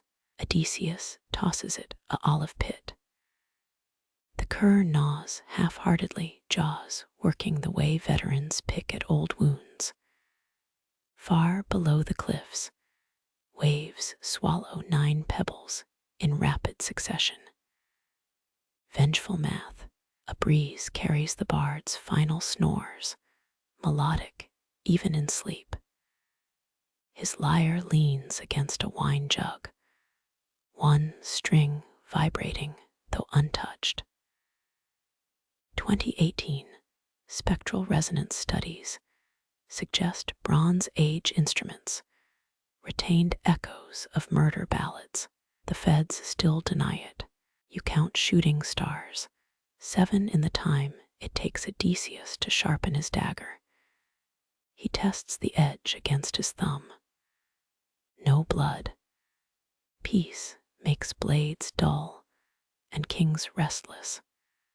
The owl hoots again, this time from the olive grove, Athena's LinkedIn status, open to new divine interventions. Odysseus strides toward the trees, boots silencing cicadas mid-chirp. You trail behind, crushing mint underfoot. Aromatherapy for stalking. Dawn stains his beard copper where Troy's ashes once clung. His sandal dislodges a rock. It tumbles downslope, waking gulls. Their shrieks sound like Helen's name stretched thin. Historians still argue whether the Odyssey's ending was tacked on by a scribe with carpal tunnel. Greedy publishers existed before papyrus. The grove's oldest tree bears a scar, a vertical slash oozing amber sap. Odysseus presses his palm to the wound 10 seconds too long for comfort. Family therapy, Mediterranean style. Somewhere, Penelope knots another shroud. You're crunching a withered fig when he speaks, voice rough as barnacle-crusted hulls. They'll sing this too. Not a question. The sea hums agreement, shuffling its lute of broken oars and helmet fragments. A distant donkey brays. The 3-legged dog howls back mournful duet with better rhythm than the bard's lyre solos. Odysseus smiles. It doesn't reach his eyes. Your tunic clings, sweat and sea spray making a briny second skin. Salt crystallizes on the dagger's hilt when you touch it. Ithaca's haunted, but so's every home after 20 years. Efficiency in desolation. The owl takes flight, wing beats ruffling your hair. A single feather drifts down primaries edged in celestial silver. Odysseus catches it, snorts, and tucks it behind his ear, accessorizing for the apotheosis. By the time the sun cracks the horizon, you're both ankle-deep in surf. Foam froths around a floating wine jug, its wax seal intact. Odysseus kicks it. The jug bobs toward open sea message in a bottle for the next doomed hero. He turns inland, squinting at palace walls bleached gold by dawn. Women's laughter floats from the kitchens, honey cakes burning on the hearth. Plus saw change. You linger as gulls dive for stranded fish, their beaks snapping up scales and bad decisions. The dog joins you, wagging its stump tail. Companionship of the marginally damned. A wave deposits seaweed at your feet, slimy strands spelling nothing in any alphabet. You kick it back. The sea swallows the offering, then belches. Somewhere beyond the horizon, sails bloom like mushrooms after rain. New heroes, new tragedies. The gods dust off their dice. Odysseus' shout slices through morning's throat, a command to help mend the courtyard wall. You trudge uphill, pebbles scolding your soles. The dog follows, pausing to lift its leg on Agamemnon's ghost. History's a wheel, and Ithaca's roads are full of ruts. The watchfires sigh into ash embers, winking like dying fireflies. You sink deeper into stone-cool shadows, your breath slowing to match the sea's tired crawl.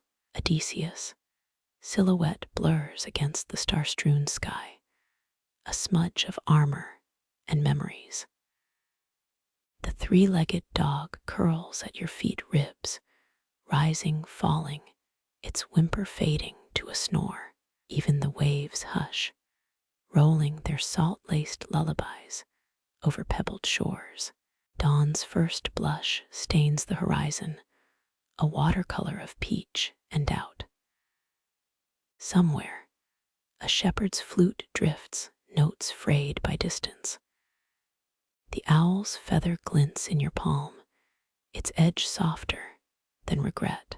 Odysseus yawns, a king-sized rumble, and scratches the dog's mangy ear. Forgiveness in small doses. You lick fig-sweet fingers, sticky with tomorrow's hunger. The bard's lyre hums a ghost tune, one string trembling long after the song ends. Pirates called it the Bronze Lament. Archaeologists still debate the key. You don't. A breeze scavenges the courtyard, snatching breadcrumbs and blood scent. It carries a woman's laugh from the kitchen, warm as fresh-baked clay. Penelope's loom clicks, shuttles weaving secrets into shrouds.